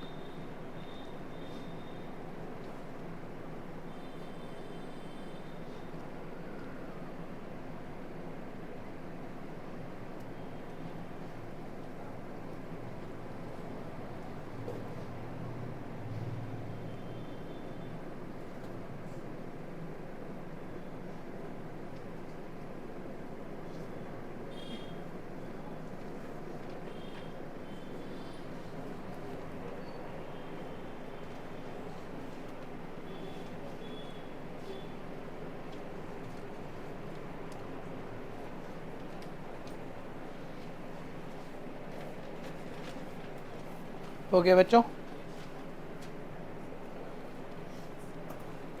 अच्छा कोई एक पेपर है जिसमें बहुत सारी छुट्टियां आपके पास बोर्ड में, कितनी है? तो वो खाली एसएसटी के लिए यूज होनी है क्या? ठीक है, वे बीच में नहीं बोलते। तो 11 छुट्टियों में से कोई 3, 4, 5 छुट्टियां तो मैथ्स को देनी है, क्योंकि मैथ्स की बहुत अच्छी तैयारी है, लेकिन 3 दिन कम है। मैथ्स में कम से कम ठीक ठाक दिन कितने चाहिए होते हैं? 5 से 6, जिसमें एक एक क्वेश्चन, पूरा जेबी, पूरा एनसीईआरटी, पूरा सैम्पल पेपर आप हाथ से निकाल सकते हो, लेकिन 5 से 6 दिन चाहिए। तो 3 तुम्हारे पास है, 2-3 उधर से उठा लेना। ठीक है, ये बहुत जरूरी है। ठीक है भाई, चलो आगे बढ़ो। 6, हाँ इधर देखना, इधर देखो भाई, इधर देखो, पेन मत चलो। Question number 6, triangle ABC, triangle PQR में बोल रहे हैं एएम, बोल रहे हैं एएम और पीएन ऑल्टीट्यूड है, ये ऑल्टीट्यूड नाम दे दिए। अब वो बोल रहा है अगर एबी और पीक्यू की रेशो का स्क्वायर, थोड़ा सा क्वेश्चन घुमा के दे रखा है लेकिन देखते रहना। एबी और पीक्यू की रेशो का स्क्वायर दिया हुआ है 4:9, तो बोलता है ऑल्टीट्यूड की रेशो बता दो। अब बच्चा सियाना वाला हो ना तो मतलब सीधा ऑप्शन ही मार्क करेगा, उसे लिखना भी नहीं है। बताना जरा, सिमिलर ट्रायंगल में एरिया की रेशो साइडों की रेशो का स्क्वायर भी होता है और मीडियन एंगल बाइसेक्टर ऑल्टीट्यूड की रेशो का भी स्क्वायर होता है, यानी सारी रेशो का स्क्वायर तो बराबर हो गए। तो भाई अगर उसने साइडों, ये भी बार पी क्यू देखो साइडों की रेशो है, साइडों की रेशो का स्क्वायर दे रखा है, तो यानी ऑल्टीट्यूड की रेशो का स्क्वायर भी वही होगा। ठीक है, और उसने ऑल्टीट्यूड का पूछ रखा है, ये ऑल्टीट्यूड है एएम और पीएन, यानी यही एएम और पीएन का स्क्वायर होगा। लेकिन अब इसने ऑल्टीट्यूड की रेशो पूछी हुई है, ऑल्टीट्यूड की रेशो का स्क्वायर पूछा हुआ है, या सिर्फ ऑल्टीट्यूड की रेशियो पूछी हुई है? सिर्फ ऑल्टीट्यूड की रेशियो बोलो, स्क्वायर इधर आएगा, रूट बनेगा तो क्या आएगा? कोई कंफ्यूजन है तो बोल देना, थोड़ा ध्यान से कर लेना। वो स्क्वायर वाला स्किप हो जाएगा, बाकी तो आप कर लोगे यार, इक्वल है 4/9, लेकिन स्क्वायर नहीं पूछा उसने, ऑल्टीट्यूड की रेशियो पूछी है। साइडों की रेशियो का स्क्वायर ऑल्टीट्यूड की रेशियो के स्क्वायर के बराबर है। साइडों की रेशियो का स्क्वायर पता है, वो हमने डाल दिया, तो ऑल्टीट्यूड की रेशियो का स्क्वायर भी वही है, लेकिन ऑल्टीट्यूड की रेशियो का स्क्वायर नहीं पूछा है, ऑल्टीट्यूड की रेशियो पूछी है, तो स्क्वायर इधर आगे रूट तो बनाना पड़ेगा। ठीक है, तो 2:3 डी पार्ट। क्वेश्चन जिसको अगला दिखता है बोलते जाना भैया। 10th में ये भी एक बड़ी फेमस क्वेश्चन है, बहुत श्योर हूँ इस बार एग्जाम में आपके बोर्ड में इससे रिलेटेड शायद कुछ आएगा, छोटा क्वेश्चन आएगा, लेकिन आप में से कईयों की नॉलेज अभी तक भी नहीं है। सामने देखो, इसको रट के चलिएगा, मैं 2-3 क्वेश्चन फाइनल करा देता हूँ यहाँ आपके पीछे। भाई रोको, ट्रापीजियम ABCD, ट्रापीजियम में सबको पता है साइड का एक पेयर पैरेलल होता है। ठीक है, पहले इसका प्रूविंग क्वेश्चन NCERT में 6.2 में भी है, 6.3 में भी है, सेम ही क्वेश्चन है कि डायगोनल लो पॉइंट पर इंटरसेक्ट कर रहे हैं, प्रूफ कर दे AO अपॉन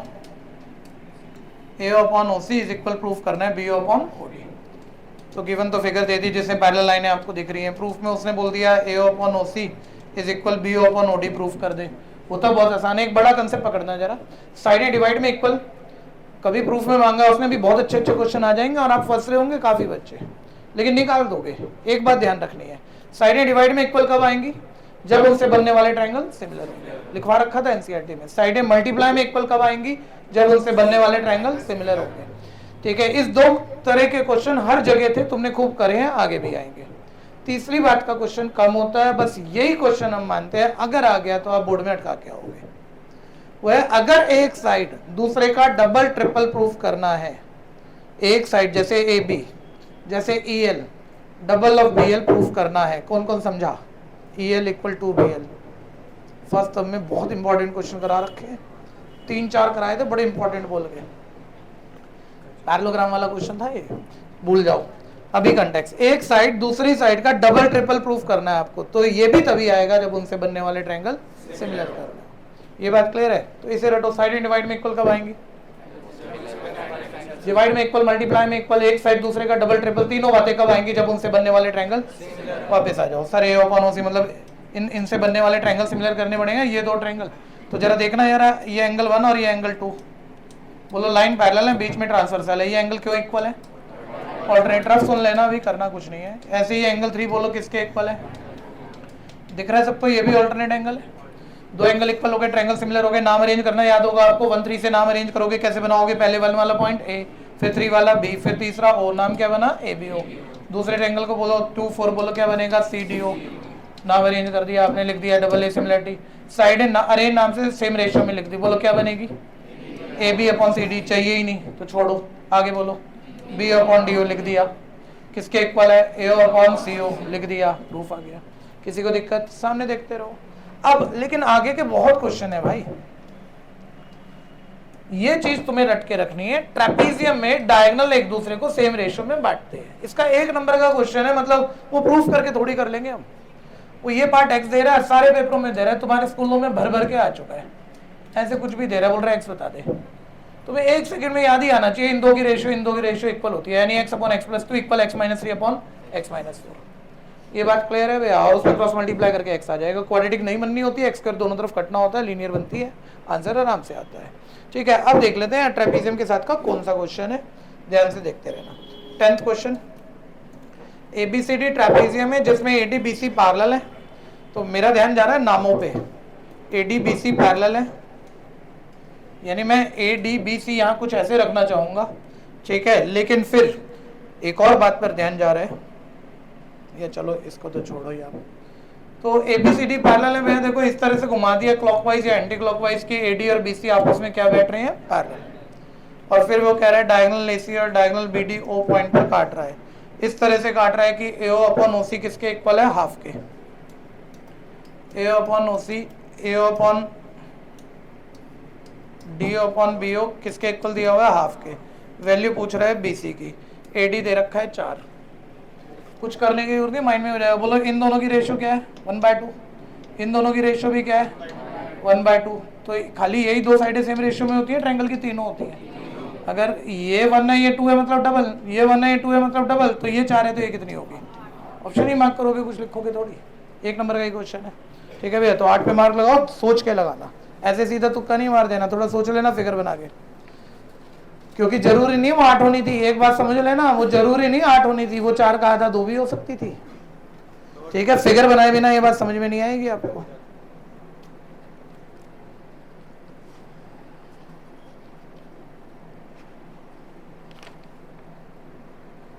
फिगर बना के सोचना बच्चों, डायरेक्ट आंसर नहीं लिखना।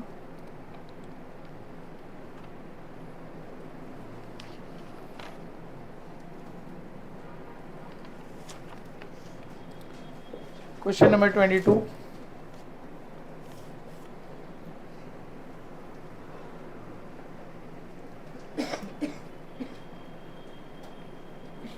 बहुत इजी हो रखा है अभी नए सिलेबस में चैप्टर।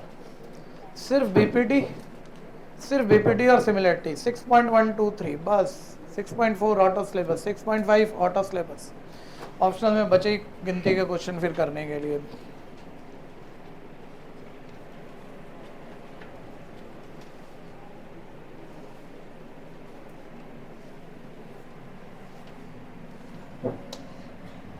सामने देखो, एनसीईआरटी क्वेश्चन है,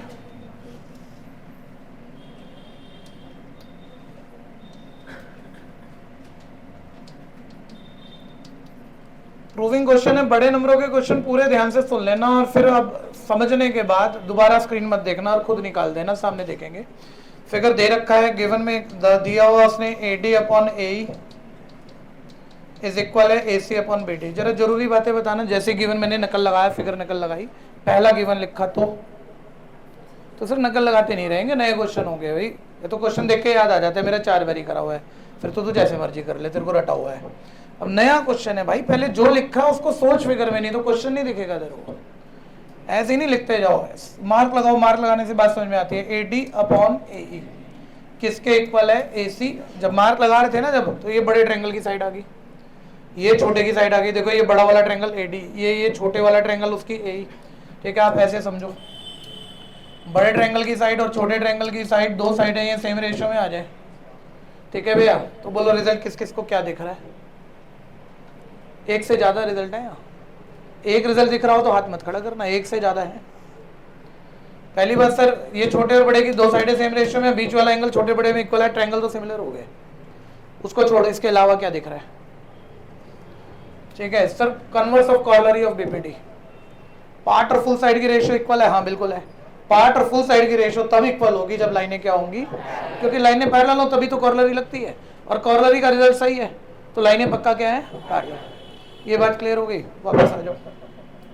तो उसने अभी दिया हुआ है AD अपॉन AE, किसके इक्वल दे रखा है मेरे को? AC।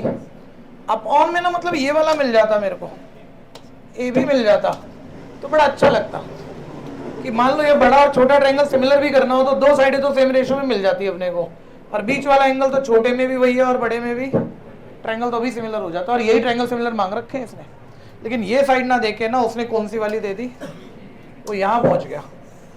और उसके लिए एक छोटा सा हिंट माइंड में भी हो जाए क्वेश्चन तुम्हारा, अब तो इतना पढ़ रखा होगा तुमने। सर एंगल 1 और 2 भी इक्वल दे रखा है, सर टेंशन क्यों ले रहे हो? 1 और 2 एंगल इक्वल है, और ट्रायंगल में भैया अगर एंगल इक्वल हो, ये देखो ये एक ट्रायंगल है तो उसके अपोजिट साइडें क्या होती है? इक्वल।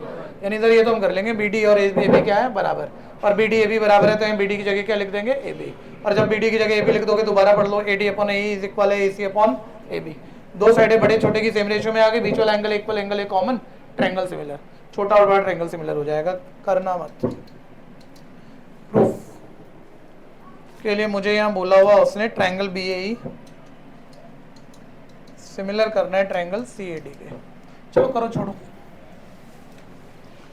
जिसको राइटिंग में दिक्कत लगे वो समझ में आ गया, लेकिन मैं लिखने में फंस रहा हूँ, मैं थोड़ा भूला हुआ हूँ और मैं अच्छा लिख नहीं पा रहा है, तो आप स्क्रीन जरूर देख लेना, लेकिन एक बारी जरा दिमाग में सोच लो कम से कम कि कैसे हो रहा है, और जो लिख पाए तो वो लिख दो, वो मेरे लिए रुको मत।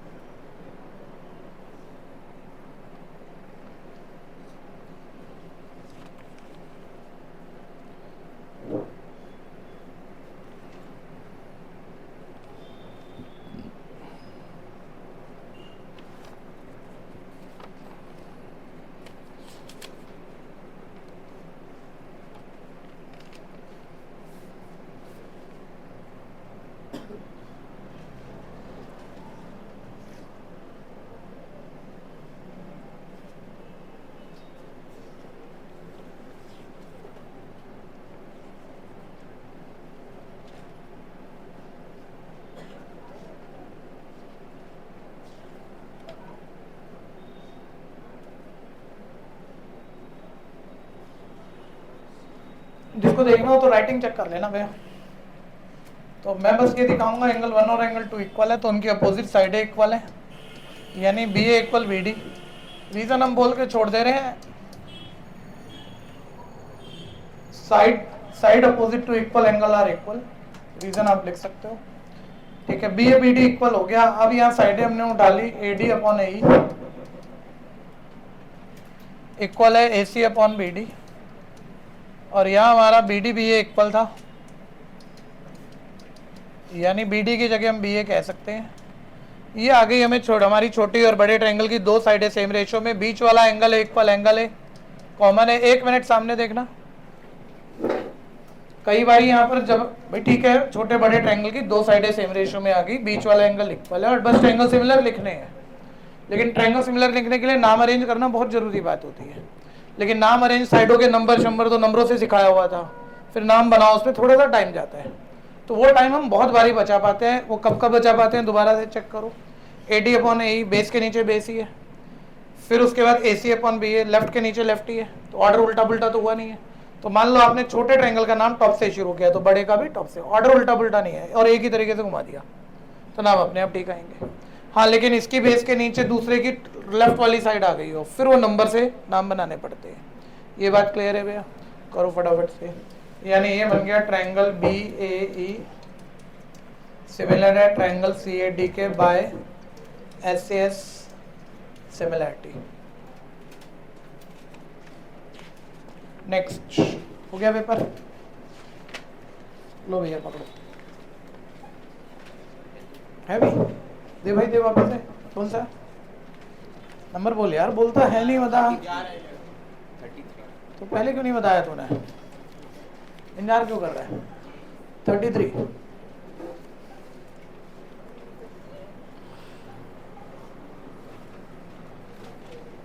बेसिक प्रोपोर्शनेट थ्योरम पढ़ो जरा ध्यान से, पढ़ो कौन सी थ्योरम है पता नहीं, बीपीडी है, कन्वर्स तो बीपीडी ना आ जाए, देख लो जरा ध्यान से।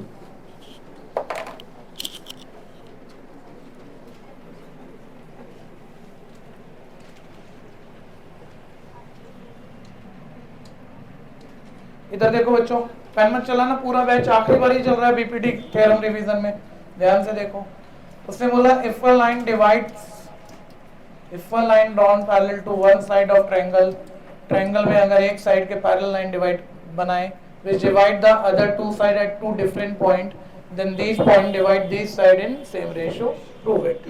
तो गिवन में क्या लिखना होता है? थ्योरम में कम नहीं लिख सकते, ध्यान देना। ट्रायंगल एबीसी में क्या दिया हुआ है सारे बोलो, डी बोलो, पैरेलल बीसी के विच कम नहीं लिख सकते थ्योरम में, which intersect AB and AC at, अगर स्टेटमेंट पढ़ रहे हो यही कह रहे हैं ना, पैरेलल लाइन बनाई जो दो साइडों को 2 पॉइंट पे काट रहा है, तो लिखना पड़ेगा पैरेलल लाइन है, दो साइडों को 2 पॉइंट पे काट रहा है। तो प्रूफ करना है कि इन दो पॉइंट से जो पार्ट बने उनकी रेशियो इक्वल है, यानी क्या प्रूफ करना है? AD अपॉन DB किसके इक्वल है? और प्रूफ कैसे आता है उसके लिए हमें करनी पड़ती है सपोर्टिंग कंस्ट्रक्शन, और कंस्ट्रक्शन क्या होती है? B को E से मिलाते हैं, C को D से मिलाते हैं, DG परपेंडिकुलर बनाते हैं AC पर, EF परपेंडिकुलर बनाते हैं AB पर। ठीक है भैया, तो कंस्ट्रक्शन आ गई आपकी join BE EC and draw DG perpendicular on AC and EF perpendicular on AB। Proof that 3 step में थ्योरम प्रूफ हो जाती है। पहले स्टेप में मैं AD अपॉन DB बनाऊंगा, दूसरे सामने देखो पेन मत चलाओ, चाहे बहुत अच्छी आती है बोल लेना। पहले स्टेप में AD अपॉन DB बनाऊंगा, दूसरे स्टेप में E अपॉन EC बनाऊंगा, तीसरे स्टेप में उन्हें इक्वल प्रूफ कर दूंगा। AD अपॉन DB बनाने के लिए ऊपर AD वाले ट्रायंगल का एरिया निकालेंगे, नीचे DB वाले ट्रायंगल का एरिया निकालेंगे और आपस में डिवाइड कर देंगे, AD अपॉन DB बन जाएगा। मुझे ऊपर AD वाले ट्रायंगल का एरिया निकालना है, ध्यान से देखो AD वाला ट्रायंगल कौन सा है? ADE। नीचे मुझे DB वाले ट्रायंगल का एरिया निकालना है, DB वाला ट्रायंगल ध्यान से देखो ये वाला है। ठीक है, किसी को पता है यहाँ पर क्या खास है? DB वाला ट्रायंगल दूर वाला मत ले लेना स्पीड में चलते चलते, ऊपर वाले के साथ जुड़ा हुआ लेना है, नहीं तो प्रूफ नहीं बैठेगा आपका। ठीक है भैया, अब आ जाओ, ऊपर AD वाले ट्रायंगल का एरिया निकाल रहे हैं। ट्रायंगल के एरिया का क्या फॉर्मूला होता है? बेस आप ट्रायंगल की कोई भी साइड ले सकते हो, आपको AD चाहिए इसलिए आप बेस इस ट्रायंगल में क्या लोगे? AD। हाइट AD के सामने वाले पॉइंट से ड्रॉ 90 की लाइन, वो क्या है अपने पास? EF। नीचे आ जाओ, DB वाले ट्रायंगल का एरिया निकालना है।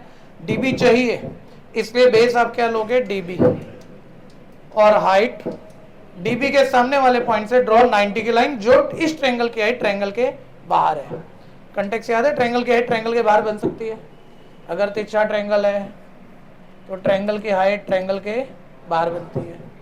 ठीक है भैया, हाफ से हाफ, EF से EF कट गया। Equation number 1 AD upon DB बना दिया। इक्वेशन 2 में हम AE अपॉन EC बनाएंगे। AE ऊपर चाहिए तो ऊपर AE वाला ट्रायंगल बोलो, नाम बोलो सारे बच्चे, एरिया ऑफ ट्रायंगल ADE। नीचे EC वाला ट्रायंगल,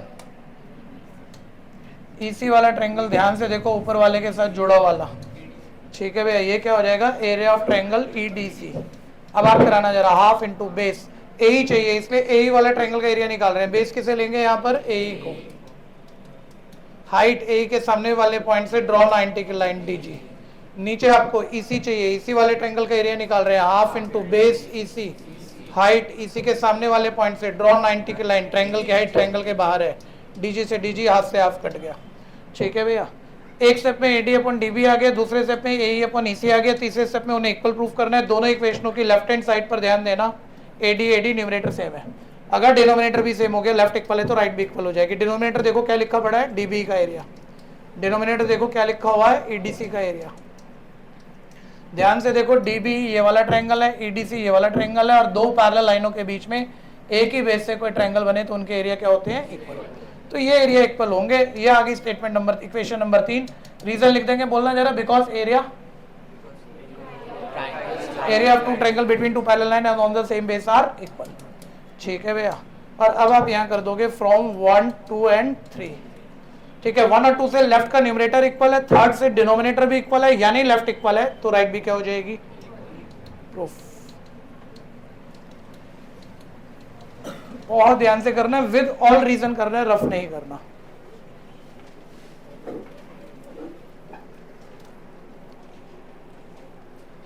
किस किस की पहले से अच्छी तैयार है, ये तो सबकी होनी चाहिए, ये तो हर पेपर में आएगी आएगी। सर्कल की थ्योरम बेकार है, वो देगा नहीं वो 4 नंबर में, और दे दे तो तुम्हारी लॉटरी है।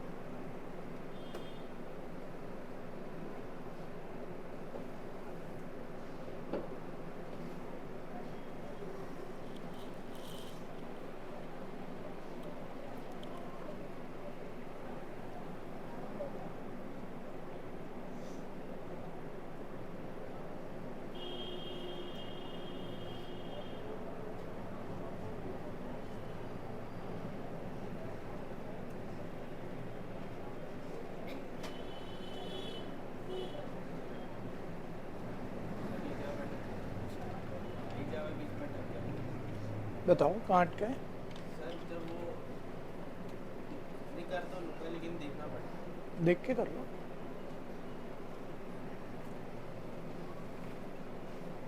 देख के भी समझ के करोगे ना।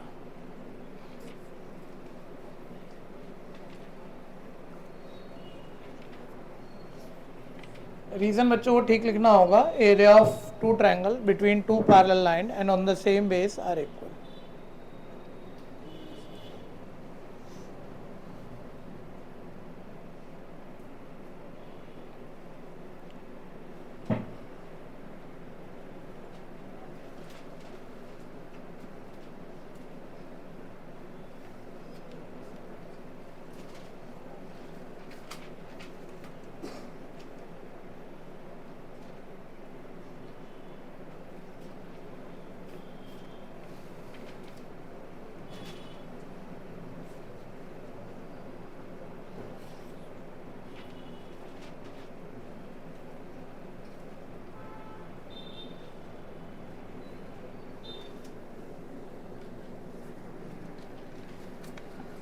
अभी इसमें 5 नंबर में है सेक्शन डी में थ्योरम, ठीक है, और क्वेश्चन अटैच है इसके साथ एक, जिसका हो गया वो क्वेश्चन पढ़ के फटाफट बना दो, 2 लाइन का छोटा सा क्वेश्चन है।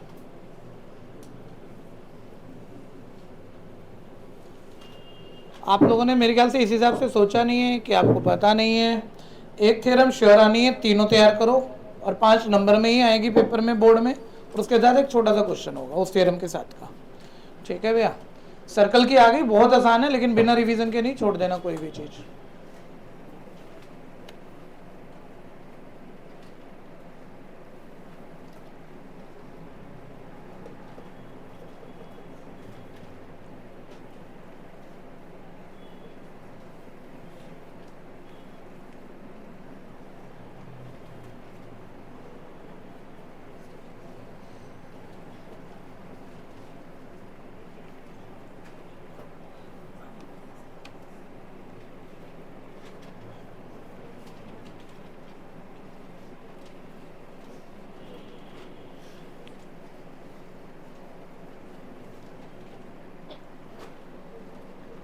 हो गया क्या? किसने कर लिया इसका supporting question?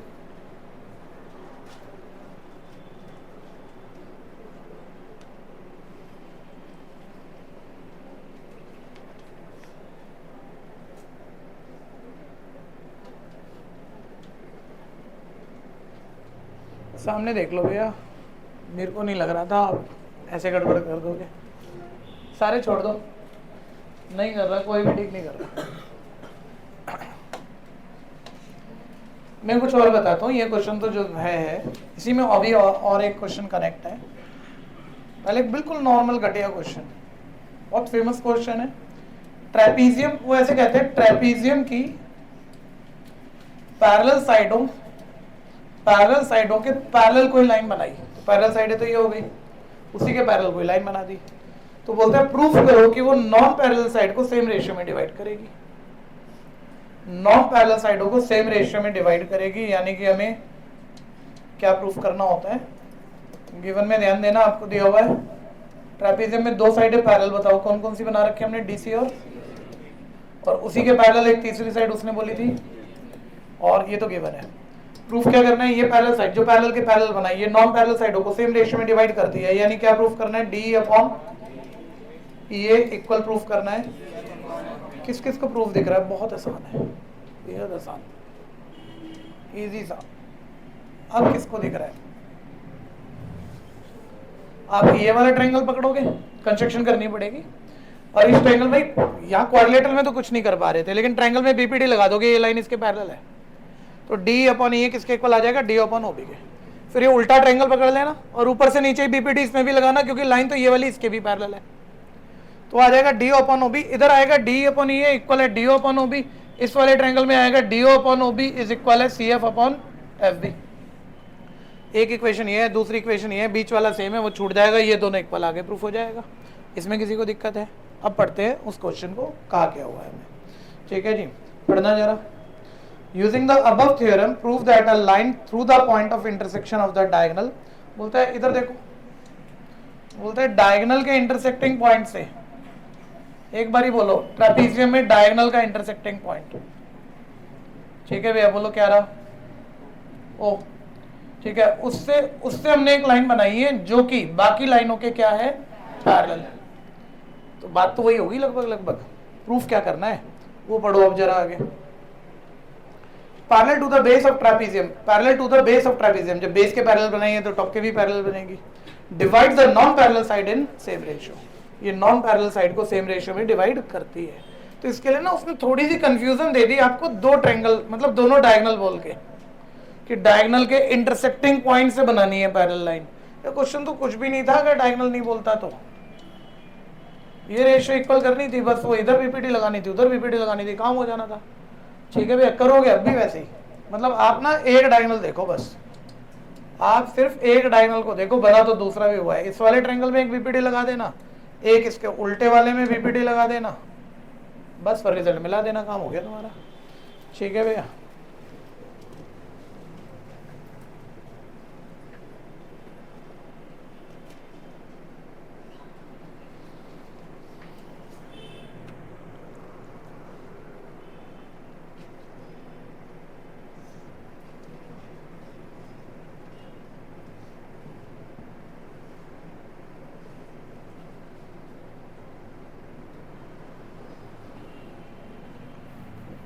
Proof.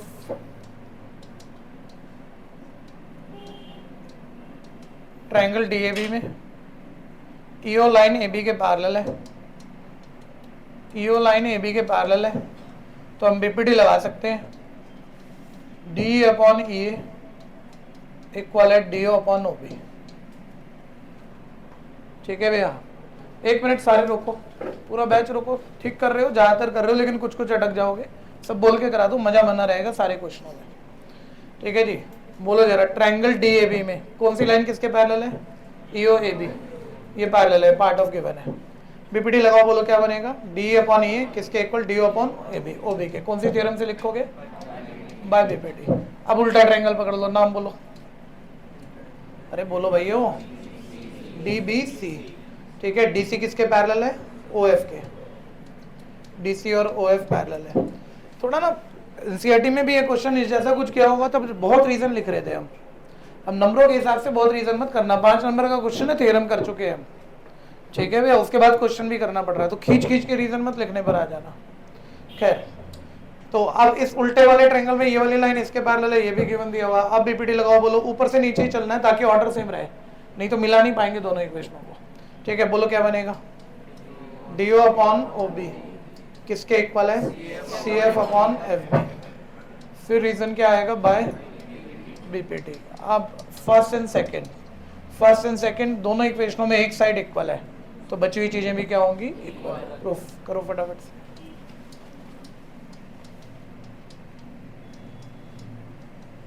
D upon E A equal proof हो गया C F upon F B.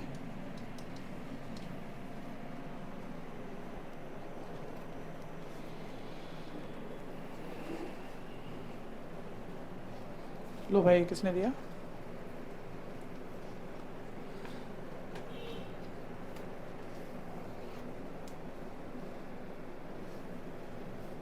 भाई आप अपना नाम बताना, वो कॉर्नर वाला बच्चा। जिशांत।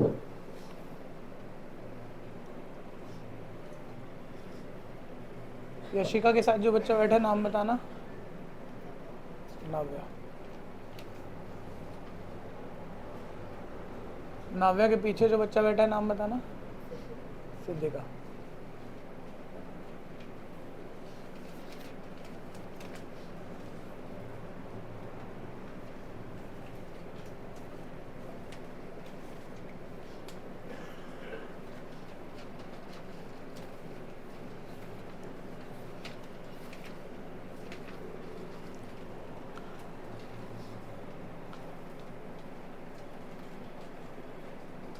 अब पहुंच जाओ आप टुगेदर के पेपर नंबर 1 पे।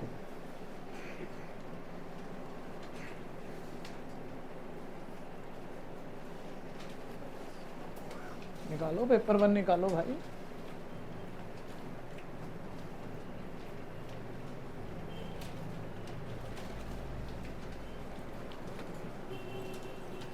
Question number 6।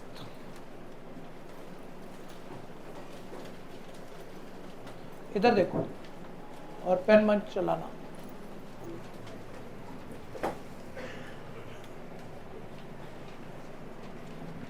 बिल्कुल पेन मत चलाना। आप एक क्वेश्चन ही सोचोगे, मैं काफी इधर उधर बताऊंगा आपको अभी।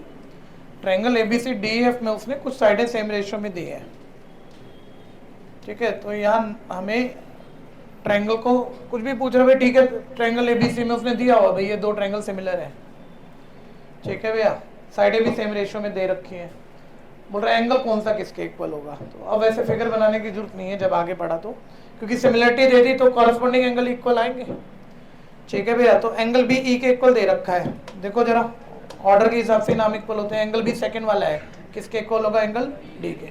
तो ऑप्शन कौन सी मिल गई, लेकिन एक बार ही चेक कर लेते हैं क्योंकि यहाँ करेक्शन भी कभी कभी होते हैं, देख लेते हैं हो है तो नहीं।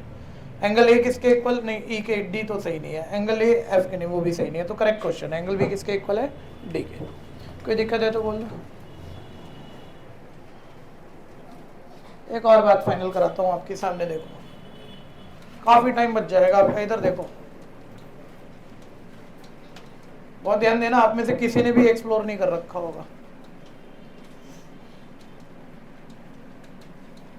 वो ऐसे एक नंबर का क्वेश्चन दे देगा, तीन साइडें सेम रेशियो में दे देगा और वो मांग रहा होगा ट्रायंगल सिमिलरिटी। आपको ही पता है दो ट्रायंगल में तीनों साइडें सेम रेशियो में सिमिलर तो है, लेकिन वो नाम अरेंज ही लिखने पड़ेंगे हमें। तो वो नाम लिखे होंगे लेकिन वही उन्हीं दो ट्रायंगल के सिमिलर लिखे होंगे चारों ऑप्शन में। इन साइडों से बने दो ट्रायंगल सिमिलर है ही है, वही उसने चारों ऑप्शन में लिख रखे हैं, लेकिन सिर्फ एक ऑप्शन में करेक्ट अरेंजमेंट है, बाकी तीन में करेक्ट अरेंजमेंट नहीं है। तो आपको तो टाइम लगे ना फिगर बना के, फर्स्ट सेकंड थर्ड नंबर दोगे, नाम बनाओगे, तो इसमें एक जुगाड़ होता है। वो जुगाड़ जब तीनों साइडें सेम रेशियो में और तुम्हें नाम बनाना है, तो तुम पहले दो देखो, इसमें जो पॉइंट तुम्हें कॉमन दिख रहा हो ना वो बीच में कर लेना, बीच में बोल लेना बस, ठीक है। बोलो ट्रायंगल का नाम क्या बना, ए बी सी, ठीक है भैया। इनमें जो पॉइंट तुम्हें कॉमन दिख रहा हो वो बीच में बोलना और लेफ्ट वाले से ही शुरू करना है तुमने, ठीक है। बोलो कॉमन क्या दिख रहा है, तो नाम क्या बनेगा, ठीक है। बिना फिगर बनाया फर्स्ट सेकंड दिए यहीं से सीधा नाम उठा लिया आपने, ये बिल्कुल करेक्ट नाम है। या तो ये मिलेगा उन चार में से एक ऑप्शन में, और ये ना मिले तो आपको पता है इसको भी घुमा घुमा के लिख सकते हैं। मान लो इसको CBA लिख दूं तो उसको क्या लिख सकते हैं, इसको अगर मैं BCA लिख दूं तो इसको क्या लिख सकते हैं, तो इनमें से कोई मिलेगा, समझ गए, ठीक है जी। अब बढ़ो आगे।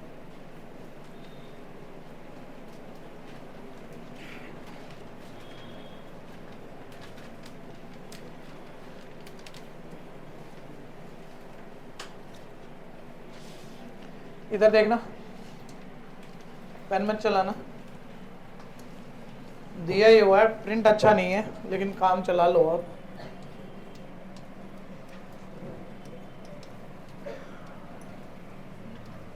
ठीक है भैया, दिया ही हुआ है AD by BD is equal है AE बाय AC के। बहुत सारी चीजें क्लियर हो गई हैं। अगर टुकड़ों के रेशियो इक्वल है तो लाइनें क्या है, पैरेलल। अगर टुकड़ों के रेशियो इक्वल है, लाइनें पैरेलल है, तो छोटा ट्रायंगल और बड़ा ट्रायंगल भी क्या है, सिमिलर है। वो सब अपने को डायरेक्ट पता है, छोड़ो और क्या बताओगे। AD 70 डिग्री है, ये एंगल 70 डिग्री है, ठीक है भैया। एंगल BAC ये वाला एंगल कितना है, 50 डिग्री है। देखना जिनको प्रिंट है यही दिख रहा है ना, कुछ और तो नहीं दिख रहा। एंगल BCA पूछा, देखो इसी पे निकल गया। पहले बोलो ये 70 है, ये 50 है, ये एंगल तो निकाल लो क्या एंगल सम से। इन दोनों का सम 120, 120 में क्या ऐड करें कि 180 आ जाए, यानी ये एंगल क्या आ गया, पूछा ये वाला है। किस किस को दिख रहा है सर, वो लाइनें तो पैरेलल थी ना, पार्ट की रेशियो इक्वल थी कन्वर्स ऑफ APD से, तो कॉरेस्पॉन्डिंग एंगल इक्वल, तो ये भी कितना होगा, ठीक है भैया। ऑप्शन कौन सी आ गई, सोच के कर लेना, चाहे पेपर पे पेन चलाना हो तो चला लो, लेकिन ऑप्शन आंसर शीट पे लिख देना, ऑप्शन पेपर में मार्क करके मत छोड़ना।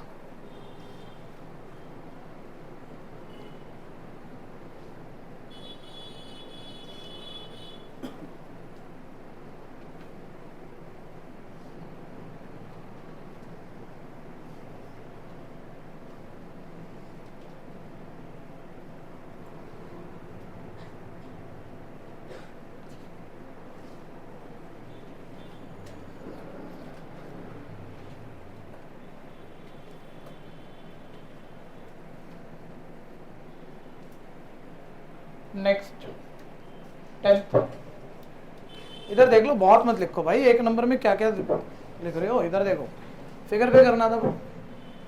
AD दिया हुआ 1.28, फिगर में ध्यान दो, AD दिया हुआ 1.28, DB दिया हुआ है 2.56, AE दिया हुआ है 0.64 और DE पूछ रहा है, ये पूछ रहा है वो आपसे, पढ़ लेना जरा। ये नहीं, सॉरी D पैरेलल दिया हुआ है किसके, BC के, और पूछा क्या हुआ उसने, पढ़ो ईसी बीसी, बीसी ये पूछ रखा है, सर इसी ईसी पूछ रखा है।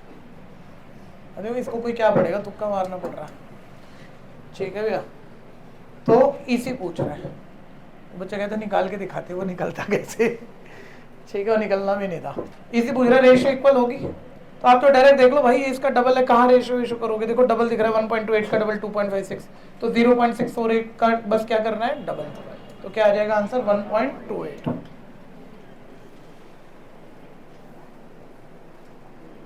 लाइनें पैरेलल थी तो रेशियो तो बराबर थी, तो बस डबल दिखा तो डायरेक्ट।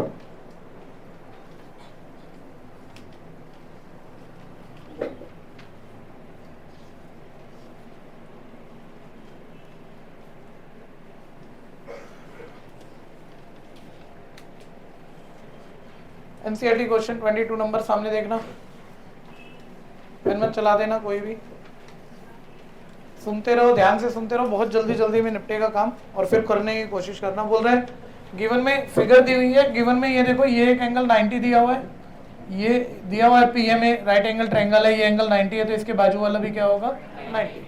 वो कह रहे हैं एबीसी एमपी ट्रायंगल सिमिलर कर दो। इधर देखो एबीसी ट्रायंगल देखा तो क्या देखा, गरीब हो, कुछ भी नहीं पता फिर तो अच्छा क्वेश्चन होगा। कैसे ये नहीं सिखाया था आपको जब 20-25 दिन तक सिमिलर ट्रायंगल कराया था, तो ये नहीं सिखा के बैठाया था आपको। ट्रायंगल देखो तो उसकी 3 साइड और 3 एंगल देखो, अच्छे क्वेश्चन में सब ढूंढना पड़ जाता है, ठीक है जी। सर 3 साइड तो मार्क करने में दिख जाती है इसलिए हम बोलते ही नहीं है, एंगलों पे ध्यान दे लेते हैं, एक वाला एक वाला एक वाला, 3 एंगल दिख रहे हैं, ठीक है। और दूसरा ट्रायंगल कौन सा है एएमपी, एएमपी पे ध्यान लगाना, बोलो क्या देखा 3 एंगल, एक ये वाला है सर, ये तो पुराने वाले में भी था, एक ये वाला है सर ये 90 है, उसमें भी एक 90 था, एक कोई फालतू वाला है, बोल रहे सिमिलर कर दे। सिमिलर के लिए कितने ट्रायंगल इक्वल चाहिए, ठीक है। इस वाले ट्रायंगल में जल्दी से बोलना एंगल है, और इस वाले में भी येलो वाले में भी एंगल इक्वल है, कॉमन है, और इसका ये एंगल बी वाला, ठीक है भैया। बी मत बोल देना, बी उधर भी है, क्या बोलोगे सी बी है, और इसमें क्या बोलोगे एएमपी इक्वल है, क्योंकि ये दोनों क्या है नाम अरेंज करोगे ट्रायंगल सिमिलर होगा। सुनते रहना ध्यान से। अब सेकंड पार्ट प्रूफ करना है, कोई कुछ बताएगा, सेकंड पार्ट प्रूफ करना है। किसी भी क्वेश्चन का नेक्स्ट पार्ट उसके प्रीवियस से ही होगा अगर ज्योमेट्री का क्वेश्चन है 99%, ठीक है। तीसरा पार्ट है दूसरे से पहले से ही होगा।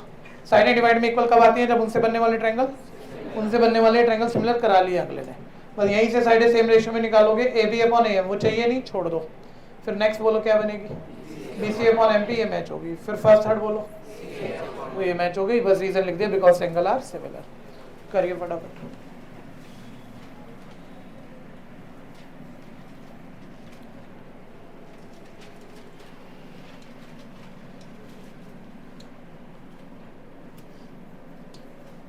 तो मैंने वर्क कर लिया, सीधा भैया प्रूफ से स्टार्ट कर रहे हैं। गिवन टू प्रूफ आप पेपर में जरूर लिख देना प्रूविंग क्वेश्चनों में।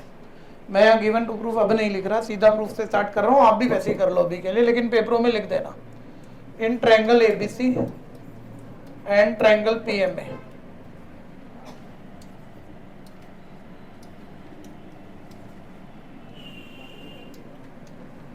एंगल ए इक्वल है, एंगल ए कॉमन है, एबीसी का एंगल एबीसी और पीएमए का एंगल पीएमए, ये इक्वल है 90, ईच 90, दो एंगल इक्वल, नाम अरेंज, ट्रायंगल नाम अरेंज होगा, पहला एंगुलर पॉइंट ए, दूसरा सेंटर वाला पॉइंट एंगुलर पॉइंट है बी, तीसरा जो बचा सी, सिमिलर है। इसमें पहला एंगुलर पॉइंट ए, दूसरा एम, तीसरा जो बचा B, by angle angle similarity, triangle हो गए सिमिलर। यही पहला पार्ट पूछा हुआ था, फर्स्ट पार्ट यहाँ प्रूफ हो चुका है हमारा। सेकंड पार्ट के लिए साइडें सेम रेशियो में चाहिए, इसी ट्रायंगल की चाहिए, अरेंज नाम से साइडें सेम रेशियो में निकाल लो आप। तो ये A B upon A M equal B C upon M P equal A C upon A P, ये ऐसे आ गया।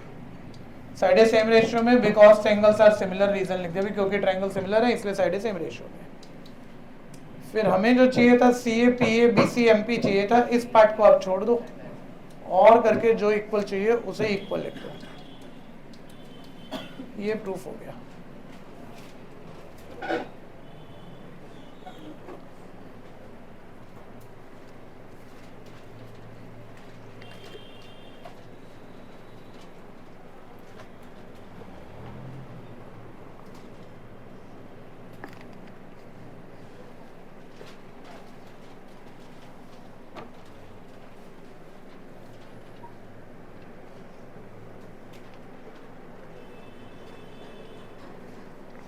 हो गया।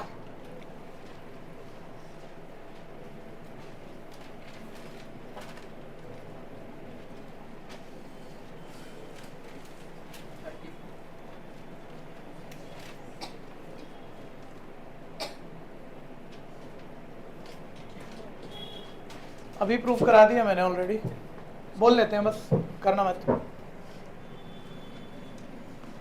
बोल रहे हैं ए सी बी ट्रैपीजियम ABCD में AC और BD, AB और DC पैरेलल लाइनें, भाई सामने देख ले, AB और CD पैरेलल लाइनें हैं, इस तरह से हैं कि डायगोनल O पॉइंट पर इंटरसेक्ट कर रहे हैं। तो गिवन में आप सारा लिख ही दोगे, और प्रूफ में कह रहा है OA अपॉन, या करेंगे छोड़ना मत, अभी बोल के कराया था क्योंकि पिछली बार ये भी OA अपॉन OC किसके इक्वल प्रूफ करना है, OB अपॉन OD के। जल्दी से बताओ साइडें डिवाइड में इक्वल कब आएंगी, जब OA upon OC equal OB upon OD चाहिए, इनसे बनने वाले ट्रायंगल सिमिलर करने हैं। नाम बोल कौन कौन से ट्रायंगल सिमिलर करने हैं।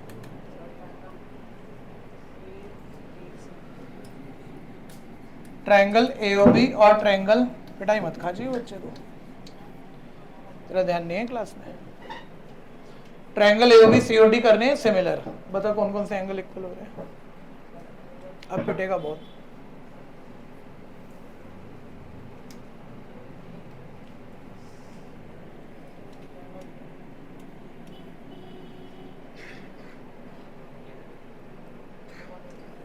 वन और टू इक्वल है, देख ले ध्यान से।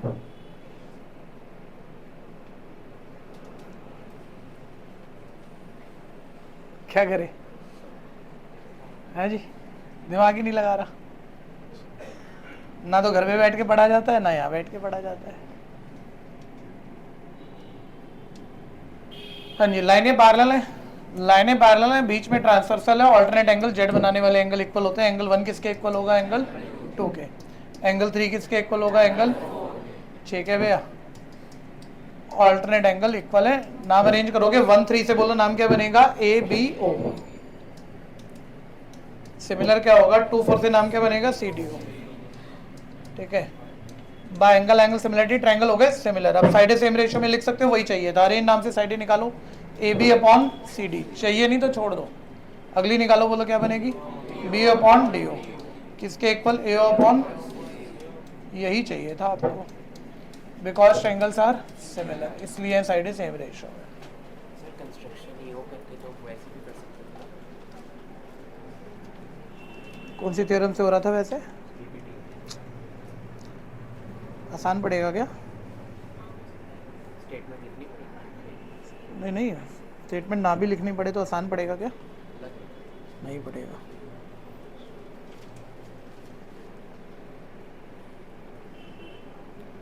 क्या कर रहा है भाई, तू पढ़ नहीं रहा है, इसका मतलब घर पे भी तेरे हाथ मोबाइल आ गया लग रहा है दोबारा से, क्यों, ध्यान कहाँ है फिर तेरा।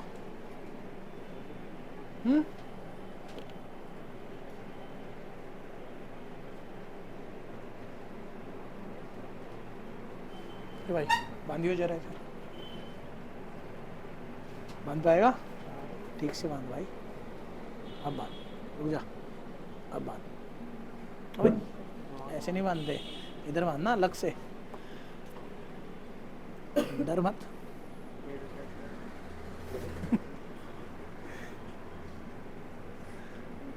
बस बस बस, हाँ, और टाइट मत करियो।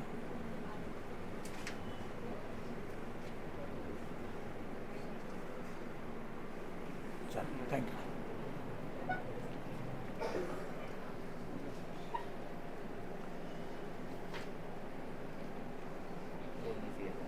यही है, बस बांधना नहीं पड़ता।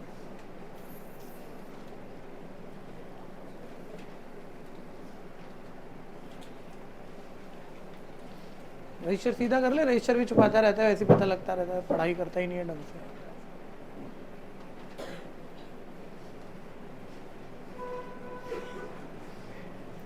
तेरी सेहत पिटाई खाने लायक नहीं है।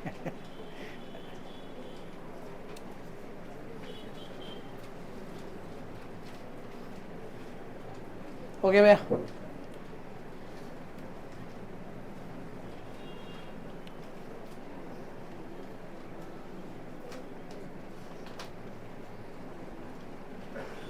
अगला बोलो भाई, कट्टू।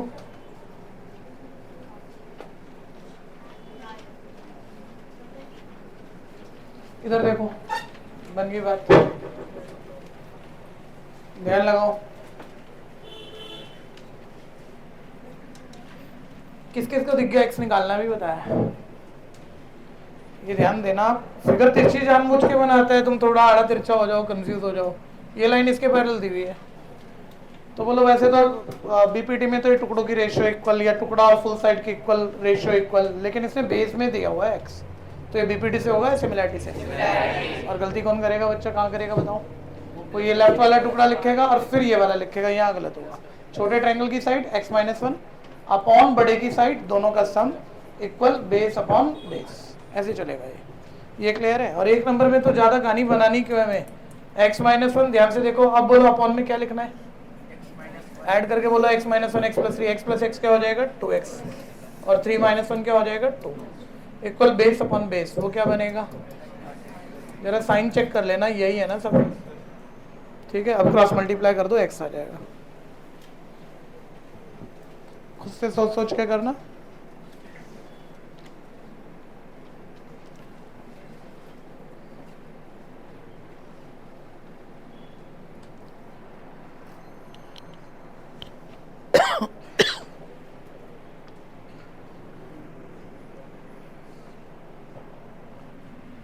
क्रॉस मल्टीप्लाई करेंगे बच्चों, a - b a + b formula लग जाएगा, a² - b², इधर 2x की x से मल्टीप्लाई 2x का 2x की -3 से -6x, 2 की x से 2x, 2 की -3 से -6।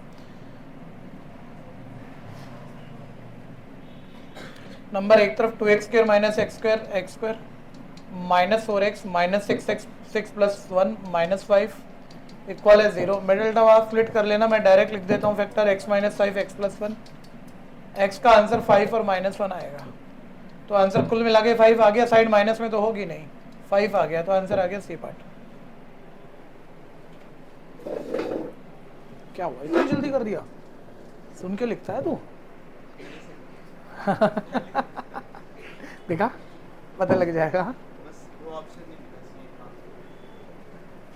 इतनी जल्दी नहीं कर सकता बच्चे तू, सर सच्ची में कर तू पुरुष ही नहीं है, महापुरुष है तू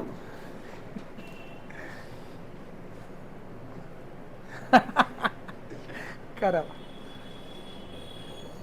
अगला वाला आपसे नहीं होगा, दो बहुत बड़ी वजह हैं।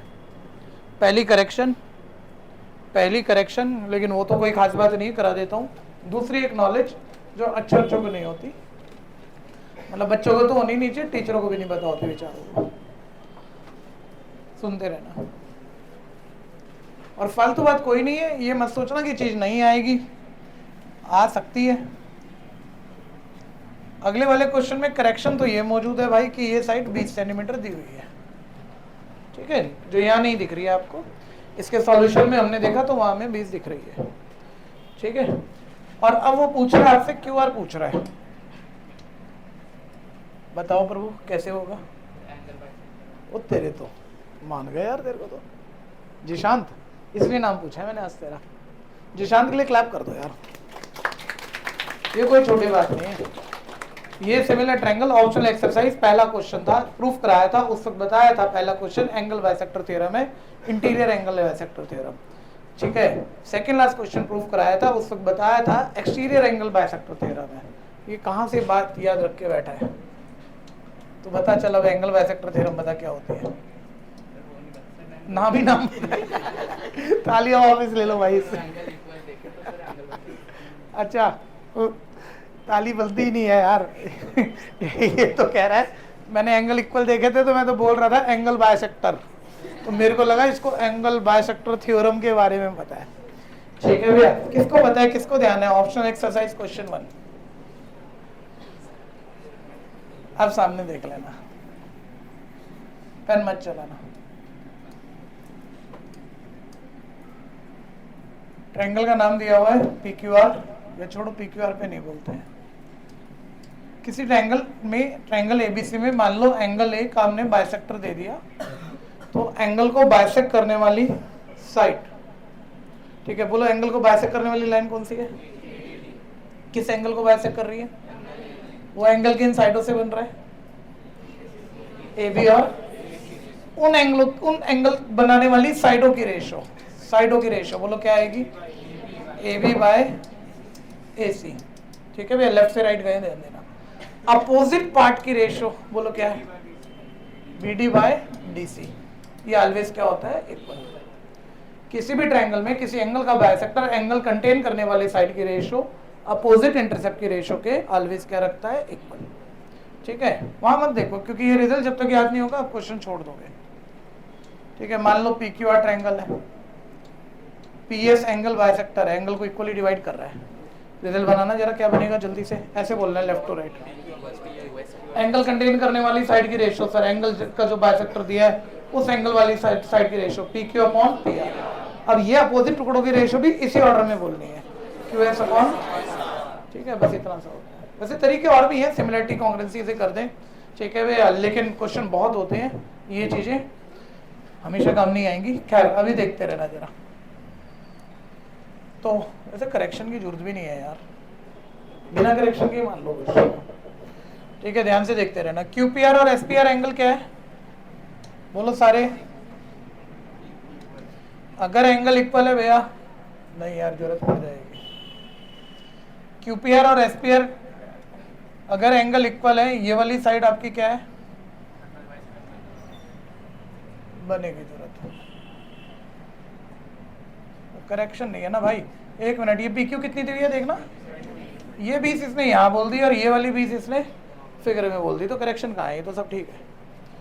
ठीक है भैया, अब खैर एंगल बाइसेक्टर दिया हुआ है, तो एंगल कंटेन करने वाली साइड की रेशियो क्या बनेगी, P Q upon P S, और अपोजिट टुकड़ों की रेशियो क्या बनेगी, Q R upon R S. अब इसमें ये 20 है, ये 20 है, क्यू आर आपको निकालनी है, ये 8 है, ये काट दो 1 क्रॉस मल्टीप्लाई कर दो, बोलो क्यू आर कितनी आ गई,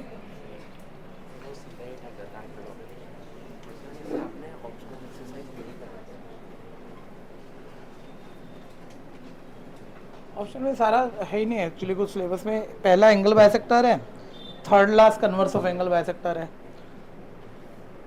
बाकी सारे उसके क्वेश्चन है पाइथागोरस के।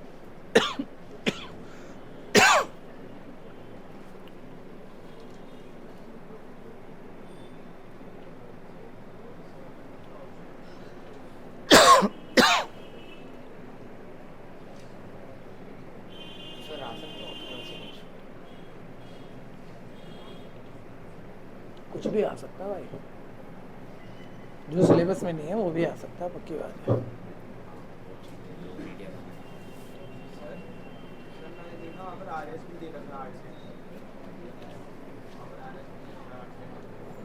भाई यूज तो कर लिया RS 8, फिगर से यूज किया है भाई।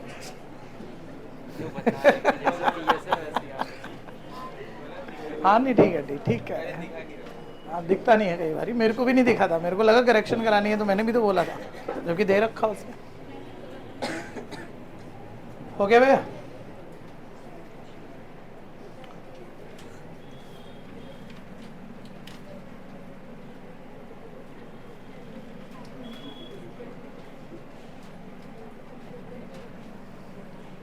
इधर देखना बच्चों, सर्कल का क्वेश्चन हम कर चुके हैं, उस बात को छोड़ो।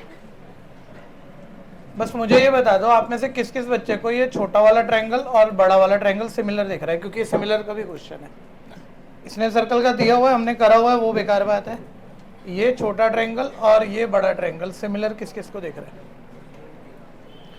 एक एंगल तो इसमें ये दोनों ट्रायंगल में क्या है, कॉमन है, और एक हमने 20 प्रॉपर्टी पढ़ी थी उनमें से आएगा। वो दूसरा कईयों ने हाथ खड़े कर दिए, मेरे को नहीं मालूम दिख रहा है कि नहीं दिख रहा। साइक्लिक क्वाड्रिलेटरल का एक्सटीरियर एंगल इंटीरियर के अपोजिट के क्या होता है, इक्वल। तो angle 1 equal, angle 1 common, angle 2 equal, angle 3 नाम अरेंज कर लिया, दोनों ट्रायंगल क्या हो जाएंगे, सिमिलर। ठीक है भैया, अगला क्वेश्चन बोलो।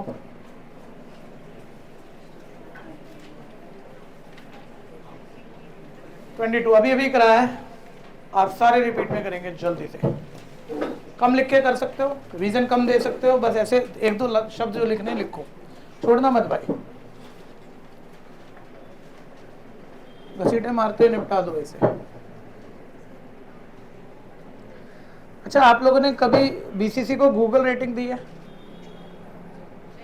हाँ आपने दी है, मैंने चेक की थी जब तुम्हारी आई थी, तो मेरे पास इमीडिएट नोटिफिकेशन आता है। ठीक है, आज आपके पास एक लिंक आएगा, उसमें आपको बीसीसी को, इंस्टीट्यूट को गूगल रेटिंग देना है, 5 स्टार ही देना, कम मत करना कम मत करना, और अच्छा सा रिव्यू जरूर लिख देना, जो आपको लगे, जो आपके मन में हो। ठीक है भैया, असली फीस हमारी ये है। ठीक है भैया, बच्चे इंतजार कर रहे थे ना फीस कम मांगोगे, खैर ये नहीं है असली फीस भाई, ये तो तुम अपने मन से लिख देना जो लिखना है। असली फीस है तुम कुछ बन जाना, कुछ अच्छे व्यक्ति बन जाना।